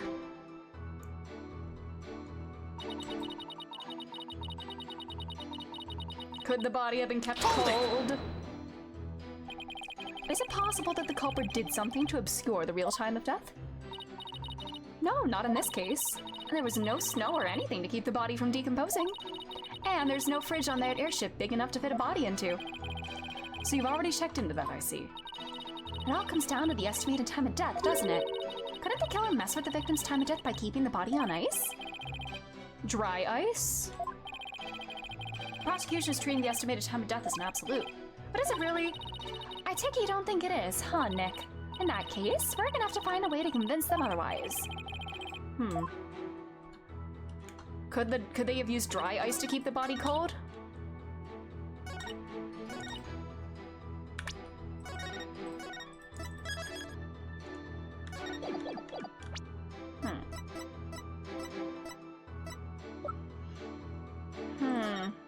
Large amounts of dry ice. Could the body have been in the fog machine? Objection! I admit the estimated time of death does contradict my theory. Finally! And that means your theory that the victim was killed before the reception is still entirely plausible. Huh? What makes you think that? The killer could have falsified the time of death by using a certain item in the reception hall. Please take a look at this. And what is that contraption, Mr. Wright? It's a fog machine, Your Honor, used to create a special romantic atmosphere in the hall. And this machine could have been used to falsify the time of death? Yes, Your Honor, because this machine uses dry ice to perform its magic. Dry ice? Ah, yes. The super cold stuff commonly used to make theatrical fog, right? I see. So your claim is that this dry ice was used to keep the body cold. Oh. In that case, I guess the victim could have been killed before the reception. Aw, it's okay, Emma. I feel bad contradicting Emma's work. She works so hard. Order in this court. Oh, Mr. Edgeworth, what do you have to say about this development? That the victim was killed in the hall before the wedding reception. The prosecution acknowledges the possibility of this claim. Now we're getting somewhere. The prosecution would also like to thank you, Mr. Wright. Oh my god, you're always several steps ahead of me, aren't you? I didn't know how a certain piece of evidence fit into this case, but now thanks to you, I do. What piece of evidence? To get into the hold, one needs a keycard like this one. Oh my god, Ellen. And here we have a record of those who entered the hold with such keycards. It could be... the times aren't specified, but these are the last 3 entries on the day of the murder. And as you can see, the last person to enter the hold that day was the defendant. What? It could have been Pierce though, right? So the one who moved the body out of the hold must have been... That's right. It was none other than the defendant. Could it have been Pierce and like maybe Ellen moved it not knowing the body was inside it? Hey Nick, take a look at this entry record. There are a couple other names on here besides Ellen's. The 2 of them where it could have been in there at the same time, you know? According to the entry record, Mr. Edgeworth, Pierce Nickety also had gone into the hold. Isn't it possible that he could have been the culprit? Objection! Sorry, but Mr. Nickety was escorting a few of the guests at the time. I'm sure they would be happy to testify to that fact if you like. Is this gonna be a typical the butler did it kind of situation? But we do have another day of investigation, I'm sure, right? Think me cocky all you'd like, Mr. Wright, but my confidence is rarely misplaced. Now then, it's probably safe to assume that after killing the victim in the hold, the defendant moved his body to the hall in order to dispose of it discreetly. What do you mean by discreetly? The defendant volunteered to take care of the reception's cleanup personally. That means she would have had the chance to dispose of anything in any way she wanted, including taking the lantern off the airship without raising any suspicion. Don't tell me you didn't know about Miss Wyatt volunteering for cleanup duty, Mr. White. She did say as much. She didn't know there was a body in there, though.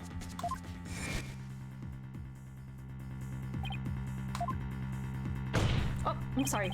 Look at you, sweating buckets like a rookie, even after all these years. Nevertheless, thank you for proving that the only person who could have killed the victim in the hold is... Ellen Wyatt. Not necessarily Pierce. Great job, Phoenix. Now we're back to square one. Perhaps you should ask Miss Sykes for some help in reviewing Defense for Dummies. Ah! Way to go, sir! You got Mr. Wright in a cold sweat. I wonder if maybe the promise of seeing that miserable look on his face is what brought me back to court today. I love them so much! I missed their banter! Oh! It certainly made all of my stress and woes as chief prosecutor just melt away! Ah! I love them! I guess he had a lot of stress built up.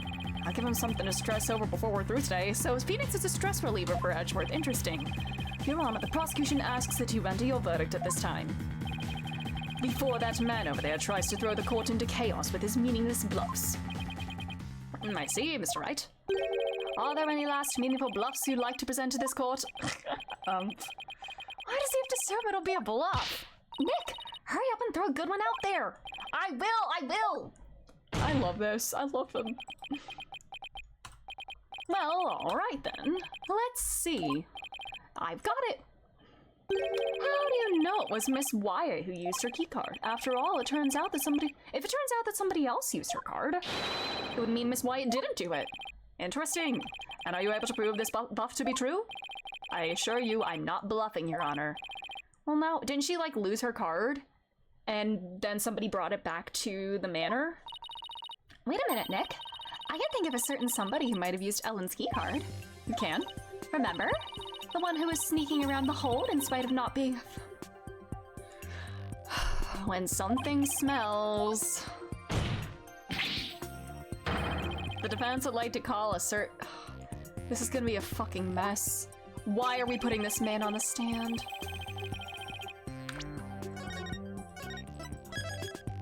Putting this man on the stand is always a massive risk. Take that! That's your witness! Are you saying that numbskull was on the airship? Seeing Edgeworth immediately get pissed is so fucking funny. He never breathed a word about that to me! That's not surprising because Mr. Nickety told him to keep quiet about it. But Mr. Butts himself admitted it to me. He claimed to have found a way to sneak into the Flying Chapel's hold to see Miss Wyatt. But we know it's obviously not going to be Larry that did it, so I think Pierce is the most suspicious at the moment, but we still lack information. This photo he took and gave to me is proof. Then was it he who moved the lantern with the body inside to the reception hall? You know as well as I that with him, anything is possible. And this is one possibility we should definitely look into. Oh, brother, I can't believe this. Last time he was on the witness stand, he thought he saw a woman flying. And you were defending, actually. What in the world is he doing mixed up in this? Come on, Mr. Edgeworth. Remember what we've been saying since elementary school? Say it, say the line. When something smells, it's usually the butts. Cue his music. Exactly. Ugh, that's Larry, he'll pay for this. Well, if you want to extract your payment now, he's right up there in the gallery. Yikes! Bailiff sees the witness before he makes a run for it. No! Why does this stuff always happen to me? Sorry, Larry, but you brought this on yourself. Let us break for a 15-minute recess. I ask that both sides prepare for the next witness's testimony during this time. Yeah, we gotta mentally prepare for whatever bullshit's gonna happen. Oh, man. Oh, is that already a two... No, not to be continued. Alrighty. Alright.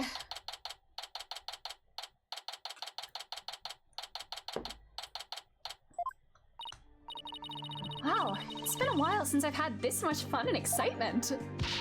A face-off against Mr. Edgeworth, a harrowing tightrope walk for the defense. Whew. I'm exhausted already. Boss! Oh, boss! I'm here for the moral support. Athena, are you all done practicing for Trucy's magic show? Well, to be perfectly honest, I sort of ran away. But that's because she was putting my life in danger, I tell you. I see. I think I'll need to have a one-on-one with her. You're really athletic and fit, Athena, so Trucy probably thinks she can run you ragged. That may be true, which is why not even Trucy can keep up with me when I run at full speed. Looks like you spoke too soon, Athena. Never underestimate the resourcefulness of a great magician. Huh? Magical girl Trucy Wright is on the scene. No! Now, Athena, it's time to practice human combustion magic. Go on, douse yourself in this gasoline. But don't worry, it's a magic trick after all, so it's perfectly safe. Run away! Damn. Hey, you! You're not getting off that easily. They get along so well, don't they? It reminds me of the good old days. You, me, and Pearly. Oh, and Gumshoe! I miss you, Gumshoe!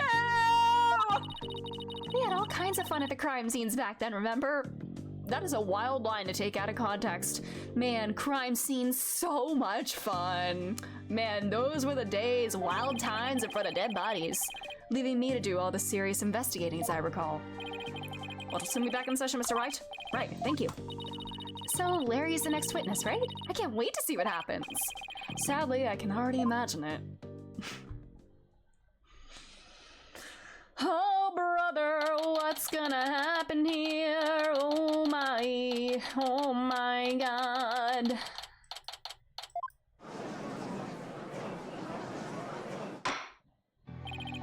Court will now reconvene. Nick! Edgy! The two of you are gonna hang me out to dry, aren't you? No, not the both of us. Just Mr. Wright. Nick! How could you? I don't really think he did it, of course, but I gotta use whatever leads I can.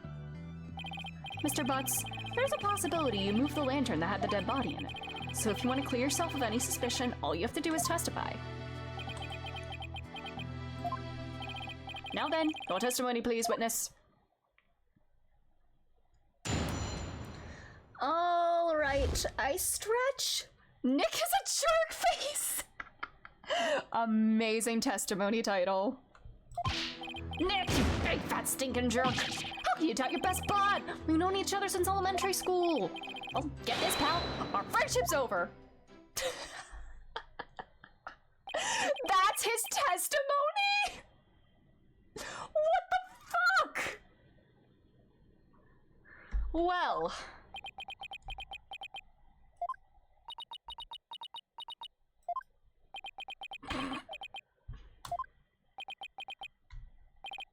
Well, go ahead, Mr. Wright. It's all yours. Why me? Well, you're the one who called him to the stand, so he's your responsibility. Thanks, old chum. Can't any of you show me a little respect, even just a shred? Respect has to be earned, buddy. The dissent of Phoenix Wright's son, or Phoenix's short-faced daughter! Ah! God, I need him to meet Marlon so they can bond over their thus.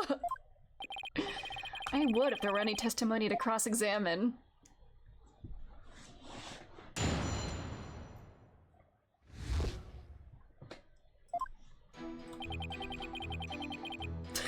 Hold it!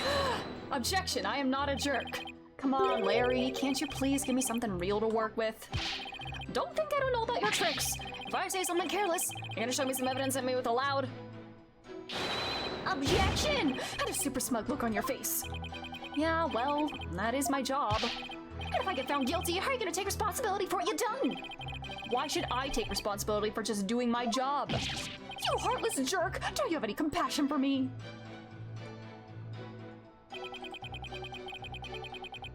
Objection! You're not my best bud. Hold it! I'm sorry, Mr. Butts, but if it wasn't Miss White that entered the hole with that card, then you're the most likely suspect. Nick! Are you seriously doubting the innocence of your old childhood friend? Well, technically, yes. Phoenix! But it isn't personal, I assure you. A true friend would believe in me no matter what. Can't you see my tears? Don't they mean anything to you? Nick! You don't really think you can cry your way out of this, do you? Okay, fine! In that case...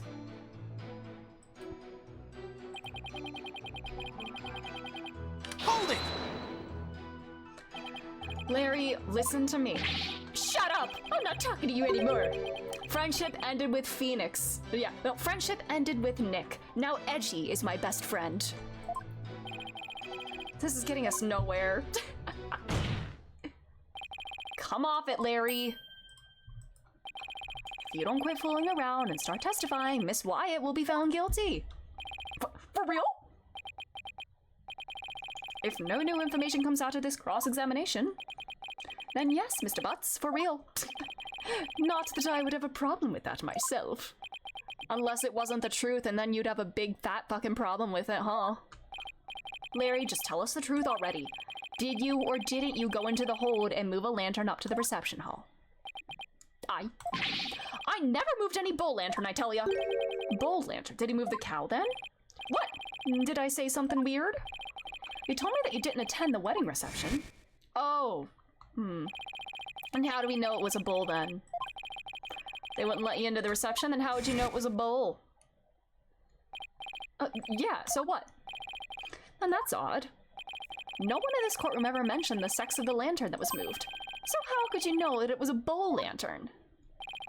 You didn't have to actually go to the reception to know that. Anyone could tell there were two Pegables by looking at the Flying Chapel's pamphlet. All I can tell right now is there's a strong sense of bowl in the air here. Damn.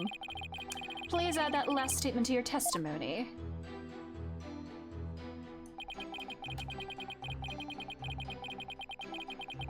Well, not two Pegables. I mean, obviously not. The thing, it says there should be a Pega cow, so I want to press just for dialogue, but... Hold it! Seriously, Larry. If you're hiding something, you better fess up now. I'm telling you, I don't know nothing! Why do you have to tell me so much? Why? Because you're you, that's why! Damn. Edgy, you think Nick's being awful to me, don't you? So you tell him. Tell Nick what a big meanie he is. I would, if I thought he was being one. He's just being honest. Not you too! Why doesn't anybody ever take my side? I wish I didn't have to doubt him, but something about what he just said doesn't add up. Alright, sure took a lot of work though. I hope all of this leads somewhere. Alrighty. Objection!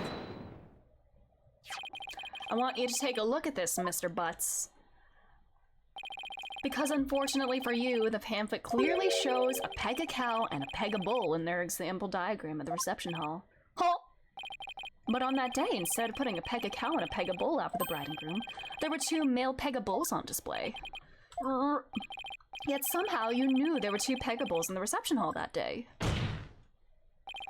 There's only one way you'd know something like that, Larry. It was you who moved the Pega bull to the reception hall, wasn't it? Ah! No! Larry, you didn't! Mr. Butts, did you move the lantern containing the victim's body to the reception hall? That's what it looks like! What? Well, shit. Wait, Nick! You don't think I'm the murderer, do you? Maybe you and Mr. Gloomsbury were fighting over Miss Wyatt and you ended up killing him. Maya, not you too! Look, I did sneak into the reception, but that's as far as it went. You know me, I wouldn't hurt a fly! You snuck into the reception. Yeah, sure, but some of the Sprocket men caught and locked me up in one of the cabins. It was pretty awful, actually. That's when I made the drawing of the pterodactyl I showed you, Nick. Ixnay on the Aerodactyl, Larry. Mr. Wright, not even you would take this farce that far, would you? We are talking about Larry. What do I do? Well, I'm not gonna accuse him. I guess I'll go with of course not. No, you're right, Mr. Edgeworth. Mr. Butts didn't have a reason to kill Mr. Gloomsbury. He might have had an imaginary reason to kill Soren Sprocket, sure, but not Mr. Gloomsbury. After all, he did steal Mr. Sprocket's bride and tried to elope with her. Just because I tried to steal somebody's bride doesn't make me a murderer! I believe you, Larry, and I don't think you killed anybody either. You would never do anything like that. You're too stupid to murder. Nick, old buddy, old pal, I knew you'd come through for me. Huh, funny that, considering your sworn testimony just now that we were through. That's on the court record. The stenographer had to, like, type all that up as official testimony. Mr. Butts, it's time you told this court the whole truth, understood?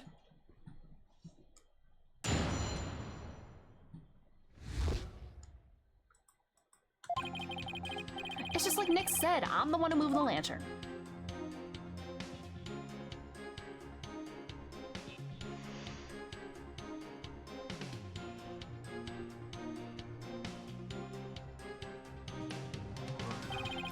I was poking around the reception hall before the main event and saw a lantern was broken.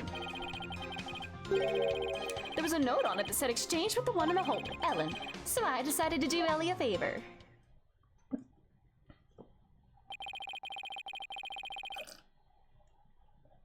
So you switched the lanterns before the reception, did you? And that means the victim really was killed before the reception.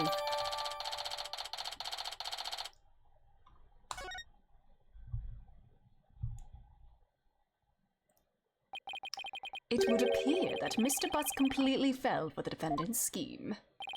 Scheme? What scheme? This note from the defendant, exchanged with the one in the hold, Ellen. Mr. Butts moved the lantern with the body in it up to the reception hall because of this note, and thus he has become a suspect in Mr. Gloomsbury's murder. That second lantern did feel pretty heavy, but I never would have thought there was a dead body in it. Oh, what was a note like that doing on a lantern in the first place? You've got it all wrong, Mr. Edgeworth. I left that note for myself. It is simply a reminder because I can be very forgetful. Objection! What a sorry excuse, Miss Wyatt. The prosecution contends that this note shows one facet of the defendant's murderous plan, and you, Mr. Butts, you played right into Miss Wyatt's hands. No way, Edgy! I don't believe it! Objection! Do you still really believe Miss Wyatt to be the culprit, Mr. Edgeworth? Of course. My stance on the matter remains unchanged. If you think I'm wrong, then prove it with your cross-examination. Gladly. Very well. That's right. You may cross-examine the witness.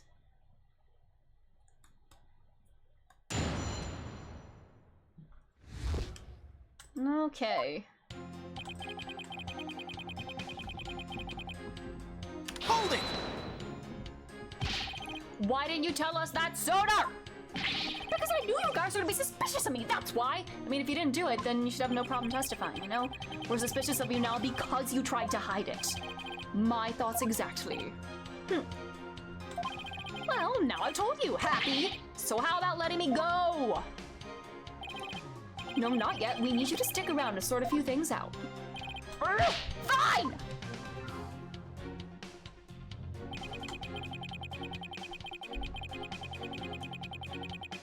Holding! The lantern you swapped was a female pegamoo, a pega cow, right? I just noticed the badges, the buttons on his sleeves are almost the shape of the badgent. Yeah, I guess. Why did you replace the female lantern with a male one? Because I was too busy trying not to get caught. I didn't have time to check for little details like that. If you didn't want to get caught, you could have just left well enough alone, you know? Whatever! Anyway, when I took a look at the broken lantern, I saw...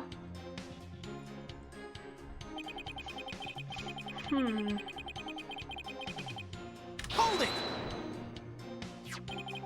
That note wasn't addressed to you, was it? Well, I guess not, but how could I let my dear sweet Ellie do all the hard physical labor on her own? It's precisely that thought process that constantly gets you in trouble, Larry. Besides, it was my big chance to show her how much I cared about her.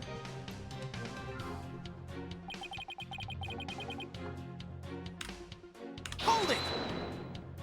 And by doing this favor for her, you helped make her a suspect in murder. Wow. Nobody saw you the whole time when you were switching the lanterns? Nope, I didn't get caught. Not that time, anyway. Not that time. Yeah, and I tried to sneak into the reception hall the first time. Oh, man. I didn't have as much luck. The sprocket guy spotted me and nabbed me. All of my words are failing me right now. Pretty exciting, don't you think? Larry, you need help. And then they locked me up in one of the cabins. Nick, what are you asking about stuff like this for anyway? Shouldn't you be trying to prove Ellie's innocence? Well, is that statement of his important? Let's say it is. Mr. Butts trying to crash the reception and subsequently getting locked up in a cabin. I believe these might be important facts in this case, Your Honor. Very well, Mr. Butts, please add that statement to your testimony.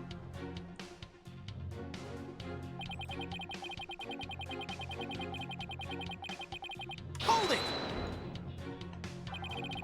So you got locked up. Then what happened? I broke out. Then I started looking for Ellie and wandered into the reception hall again. That's when I saw the broken lantern and replaced it. Oh my god, buddy. Even after they caught you and locked you up, you still went looking for Miss Wyatt. But hold on a minute. What is it, Nick? Maya, doesn't something seem weird to you? Why are you saying he replaced the lantern after he broke out of the cabin? That's right. Oh, wait. Huh? You're right. It doesn't make much sense, does it? He said it was broken. I believe so, Your Honor. Mr. Butts moved the lantern after he broke out, but this contradicts with this.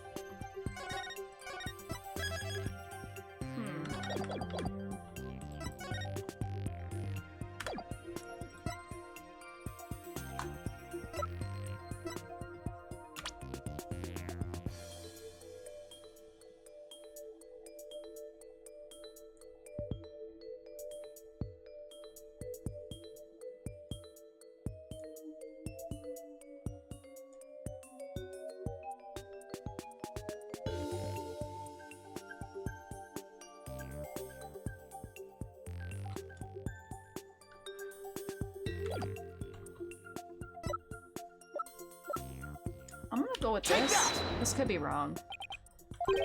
And in what sense does that piece of evidence contradict with the statement? Yeah. It doesn't contradict at all, does it? Indeed. Oh, don't mind me, Your Honor. Looks like I just made a tiny mistake, that's all. Okay. Well, there's something. Hold it!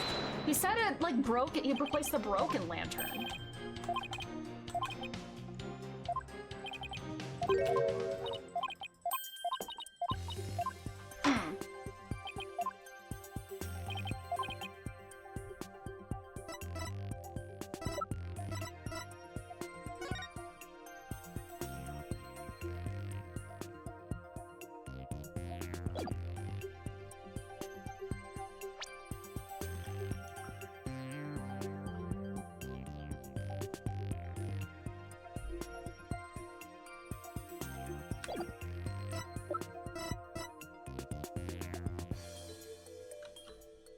Take that! Is that? Yes, it's the broken lantern, Your Honor. Mr. Butts, what you're saying doesn't make any sense at all.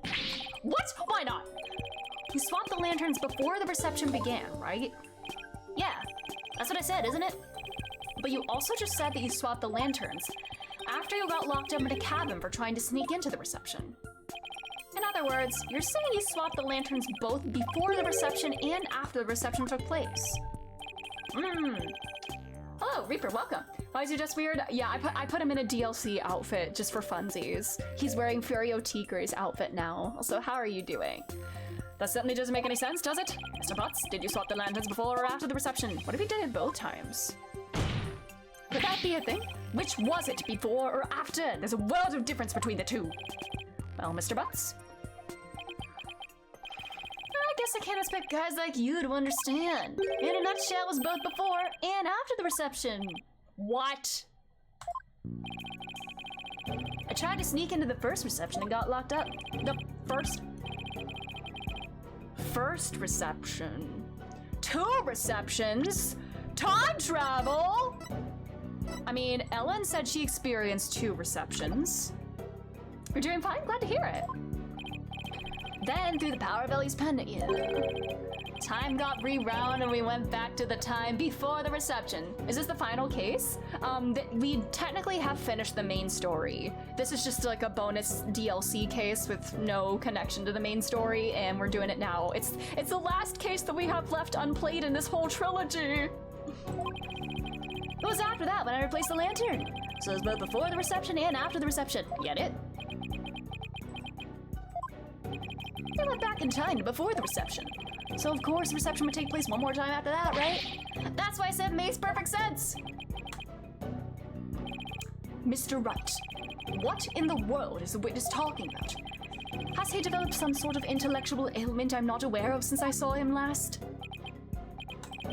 Well, the sprockets seem to remember the time skip, but I do. And Ellie remembers it too. I think the power of our love for each other made that miracle happen. Mr. Wright, I'm sorry, but could you please translate this man's gibberish so the rest of us can understand? So now I have to be the one to explain about the whole time travel thing. Go on, Nick. I know you can do it. Looks like you don't have much choice, Nick. To heck with it. I can't lose any more of my dignity today anyway. The defendant, Miss Ellen Wyatt, has told the defense the following strange story. She said that after the reception ended, she was attacked by Mr. Gloomsbury. She claims that as she was being assaulted, she made a wish upon her pendant. Please take me back to that blissful moment. In doing so,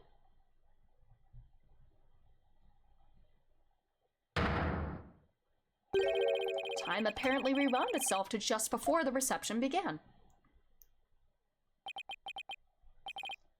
What? I know it's hard to believe, but think about it this way. Through the power of the pendant, both Ellen Wyatt and Larry Butts experienced time travel. Oh, brother.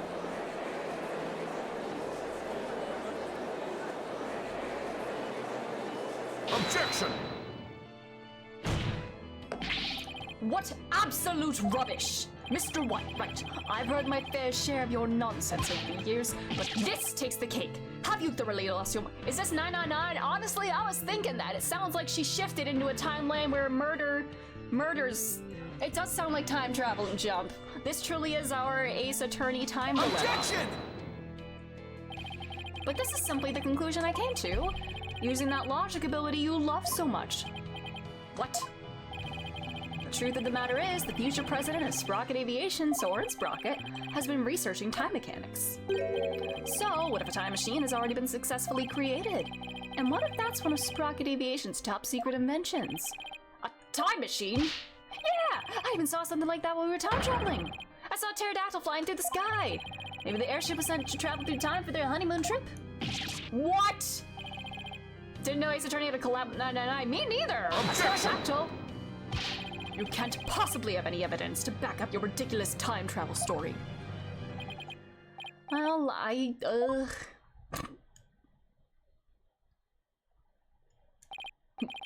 As I thought. In any case, I now have the evidence to prove that you're no more intelligent than— Oh! Oh, that is the meanest thing you have ever said, Miles Edgeworth.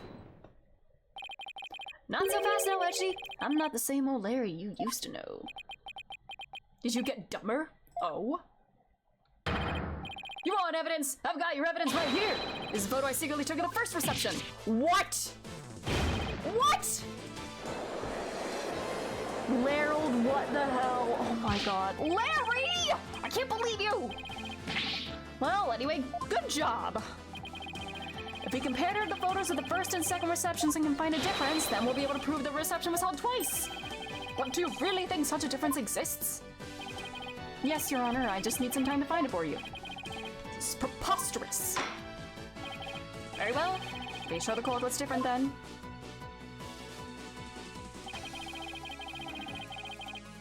Alright. Let's see. Does she have a different bouquet? She does. I'm wondering if this multiple reception thing is a setup that Soren somehow set up to like prove that time travel is real. Watch. I'm gonna make my bride pass out, then everybody's gonna rewind the reception, then wake her up, and we'll act like the reception never happened. Boom. I mean, oh yeah, this is the future. This is 2028. Take that! Please direct your attention to Miss White's bouquet of flowers. In the photo of the one her in-laws took, the defendant is holding a yellow bouquet. But in the photo Mr. Butts took, she's holding a red bouquet. You're right. That's impossible. What does this mean? It means the defendant really did experience 2 wedding receptions. And she did that when she traveled back through time. What?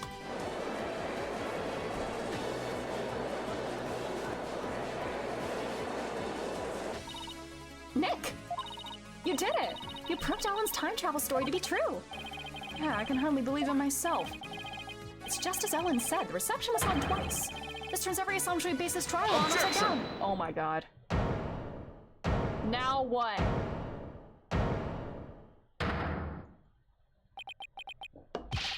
I refuse to accept such a ludicrous argument. It is pure fiction under the guise of pseudoscience at best. There was simply no such thing as time travel. Oh yeah, we kind of have the old squad back together. We're Phoenix with Maya as our assistant, going against Edgeworth, and we have Larold Butox as a witness. This really is just like old times. I know it's hard, but can't you suspend your disbelief for 1 nanosecond, Edgeworth? I bet sci-fi movies push all your buttons the wrong way, don't they, Mr. Edgeworth? Damn. I can totally picture you yelling, "That never happened!" every 5 seconds at the screen. Maybe you should stay away from movie dates altogether. Damn! That's neither here nor there! This is real life we're talking about. I mean, isn't this still samurai sci-fi, technically? So, he does like at least some type of sci-fi. The proof is clearly shown in the 2 photographs. That's right, Mr. Edgeworth. No matter how— Objection!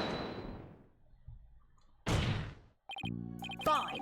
I'll entertain your absurd delusion, if only to demolish it before your very eyes. What? Let's start with this then, shall we? There's one thing your time travel theory fails to explain. And that is the memories of the other guests there. The defendant and Larry remember the reception occurring twice, but no member of the Sprocket family has ever mentioned such a thing. They're all in on it. It's all a scheme. They're all in on it. They're faking it. That's because Objection! He could have painted over the picture. Yes, I'm not done, you bird brain. Don't interrupt him. Bird brain? I mean, you are a phoenix. You are a bird.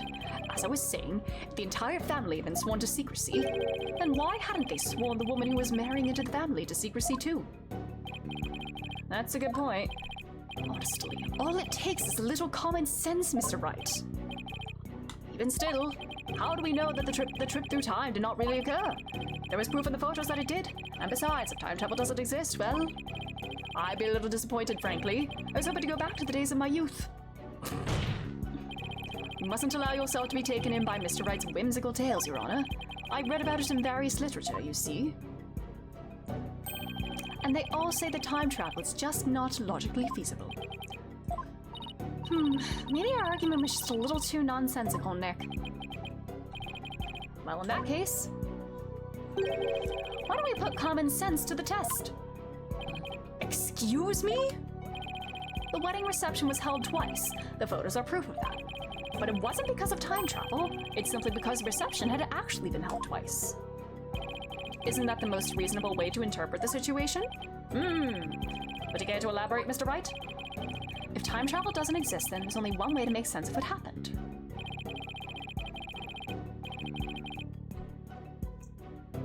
I'm gonna say it's everyone at the reception, but I want to say the gods. If we have a silly answer, we have to say it. Such a mysterious phenomenon could only have been caused by the gods themselves. I suppose the gods would be able to rewind time, or make the wedding reception happen twice, wouldn't they? Indeed they would, Your Honor. In that case, Mr. Wright, please bring these gods here to testify before this court. Maya, do you think you could... Not a chance. On behalf of the gods who can't be here today, please have some divine punishment. I knew I was reaching with that one.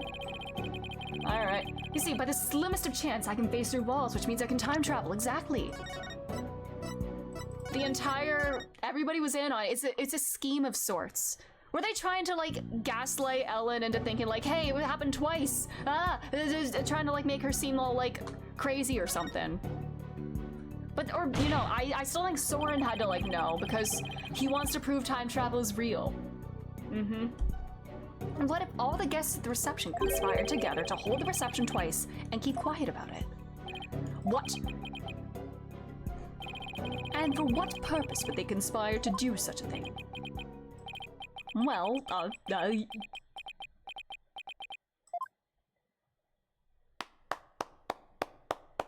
who's clapping?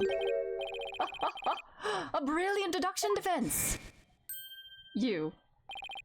I can tell that you are not a renowned lawyer for nothing. I must say I underestimated you. How so, Mr. Nickady? You have managed to name each event precisely as they happened.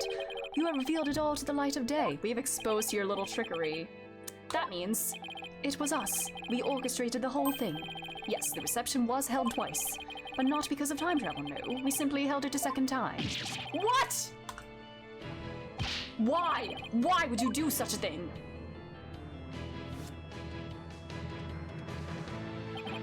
To make it as though the murder Miss Ellen committed never happened.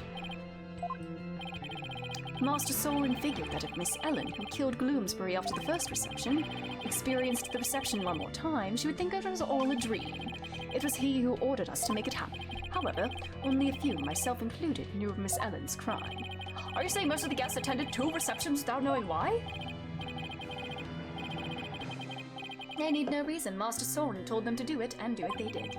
That is the Sprocket way. Then who hid the body in the lantern? We did. But we did not anticipate the petals finding their way in, nor the actions of Mr. Butts. And that's how you intended to cover the whole situation up. There is just one thing everyone here has wrong. The real scene of the murder was not the hold. It was the Vista deck. What? And Miss Wyatt's recollection of the events must be correct? I admit we tried to cover this incident up. Why they make Ellen still guilty if they covered it up? I mean, yes. I mean, they seem to think that she did it. Pearson Company seem to think she did it. But the fact that Miss Ellen killed Bloomsbury is undeniable. That is quite the turn of events.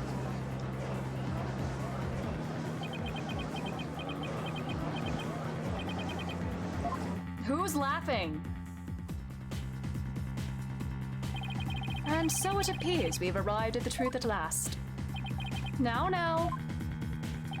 Please do feel free to travel back in time, Mr. Wright, and attempt to do this trial over again. I mean, I could just, like, reload. I could literally do that right now, Edgeworth. Watch. Look, I'm gonna save. I could literally go do that. I can literally go back to the menu and go back to the start of the trial. Let's not get hasty, Edgeworth. I mean, it would play out the same way because it's scripted, but you know. I bet you can't do it. I bet I can't either. But I can. Your Honor, we'll have to hold a separate trial for the cover-up conspiracy later. But as far as this case goes, I believe we are ready for your ruling. Objection! Just before the defendant lost consciousness during her attack, she says she saw someone strike the victim. It's possible that this third party is the true culprit. I have the power of God and anime on my side, indeed. You still want us to believe the defendant's words. Perhaps you've lost more than your touch during your time abroad. This third-person nonsense is nothing but rubbish, and you know it. Objection! But by the same token, how can we trust those who conspired and lied to fool this court of law? For all we know, they might still be hiding something. You never know when to quit, do you? Oh no, calm down, both of you. Your fighting is very entertaining for me, but we must remain calm here. In any case, there isn't enough trustworthy information yet for me to render a verdict. I suggest we continue the trial after both sides have investigated the matter further. Very well, Your Honor. That was close. Mr. Nickety, as for you and your cohort's attempt to cover up this crime, your case will be brought to a separate trial following the resolution of this current one. Understood, Your Honor. Well then, this concludes today's trial. Court is adjourned. Alright, that went by pretty quick, I feel. Alrighty. Alright. We'll pause there for today, because honestly, I'm kind of hungry. I need food. I'm getting a little, fatigued, honestly. I need food. So we'll pause there for today. I don't know, maybe we'll finish this case next time. I don't know how long this one is, but we could finish this case and this entire game. Oh, am I mistaken? I thought I heard something about delicious pancakes. You are mistaken, little catchers. But thanks again, everybody, for being here. We have, I don't know. I don't know how long this case is, but we could finish it next stream. And that makes me feel sad, because that means we will be done with this game. Look at this photograph! Hi, I was streaming when I get home. I'm literally just about to end Expert. I'm so sorry. I'm ending right now. I need food. I'm hungry. But thanks, everybody, for being here. We'll continue this on Monday night. We might start a little bit later than usual on Monday, because I do have to work on Monday afternoon, and I might get home a little bit later, but I don't know. For those of you who have played this, will we finish this case next stream? No, I'm not doing that. No, I don't like the idea of eating on camera. I don't like watching people eat. I don't like the idea of people watching me eat. No. Your Dratini is pink. Yes, oh my god, you got 2 months. Let's go. You got shiny Dratini. But yeah, do you think we'll finish this case next time? For those of you who have played it? In any case, it's a long case. Okay, so maybe not. I don't know how many days it takes, but... in any case, next week, we're not going to be starting Dawn Trail. We're going to hold off on Dawn Trail. We'll play another game instead. It's 2 days, so standard, like, okay, so maybe we could finish it then. So, maybe we could. Maybe we could. Anyways, I don't know, I mean, I guess unless the court sessions are longer, but we'll pause there. We'll try to figure out another game to play in the for the next week afterwards. Lengthwise, I guess I am kind of thinking maybe, probably not Nirvana Initiative. I would say probably, in terms of games that I own, Hi-Fi Rush or Hades seem more likely. Or if Ghost Tricks mysteriously goes on sale this weekend and I could snag it, we could play that instead. But I'm kind of leaning towards either Hi-Fi Rush or Hades, since I do own them. So I have so much content. Oh my god, March content? Yes, March. I need to know this man, please. But thank you. Yes, please give me a Nirvana. Nirvana Initiative is the sequel to AI: The Somnium Files, but we'll probably not get to that in the near future. But anyways, we'll end there. Thanks again, everybody, for being here. Let's see, should we, let's see, let's raid. Let's raid Kirsty. Kirsty is playing, I believe she's playing Jedi Survivor. Very fun stream, very fun streamer, very silly. Liking it a lot. Yeah, she's playing Star Wars Jedi Survivor right now, so let's raid her. Hold on.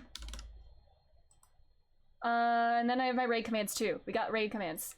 You think Hades? That is an option. But we could do that. It's probably either gonna be Hi-Fi Rush or Hades.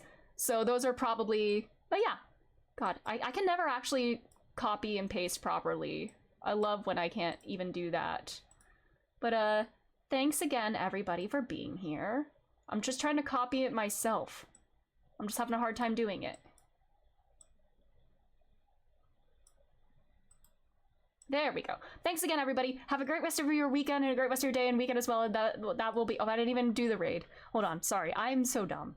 I'm hungry. I'm feeling tired. Anyways, that'll be all. Take care, everyone. Bye.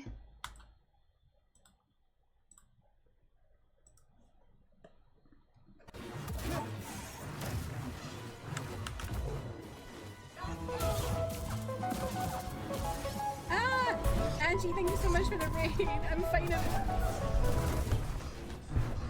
boss right now. I will welcome you all in due course once I'm finished fighting this boss.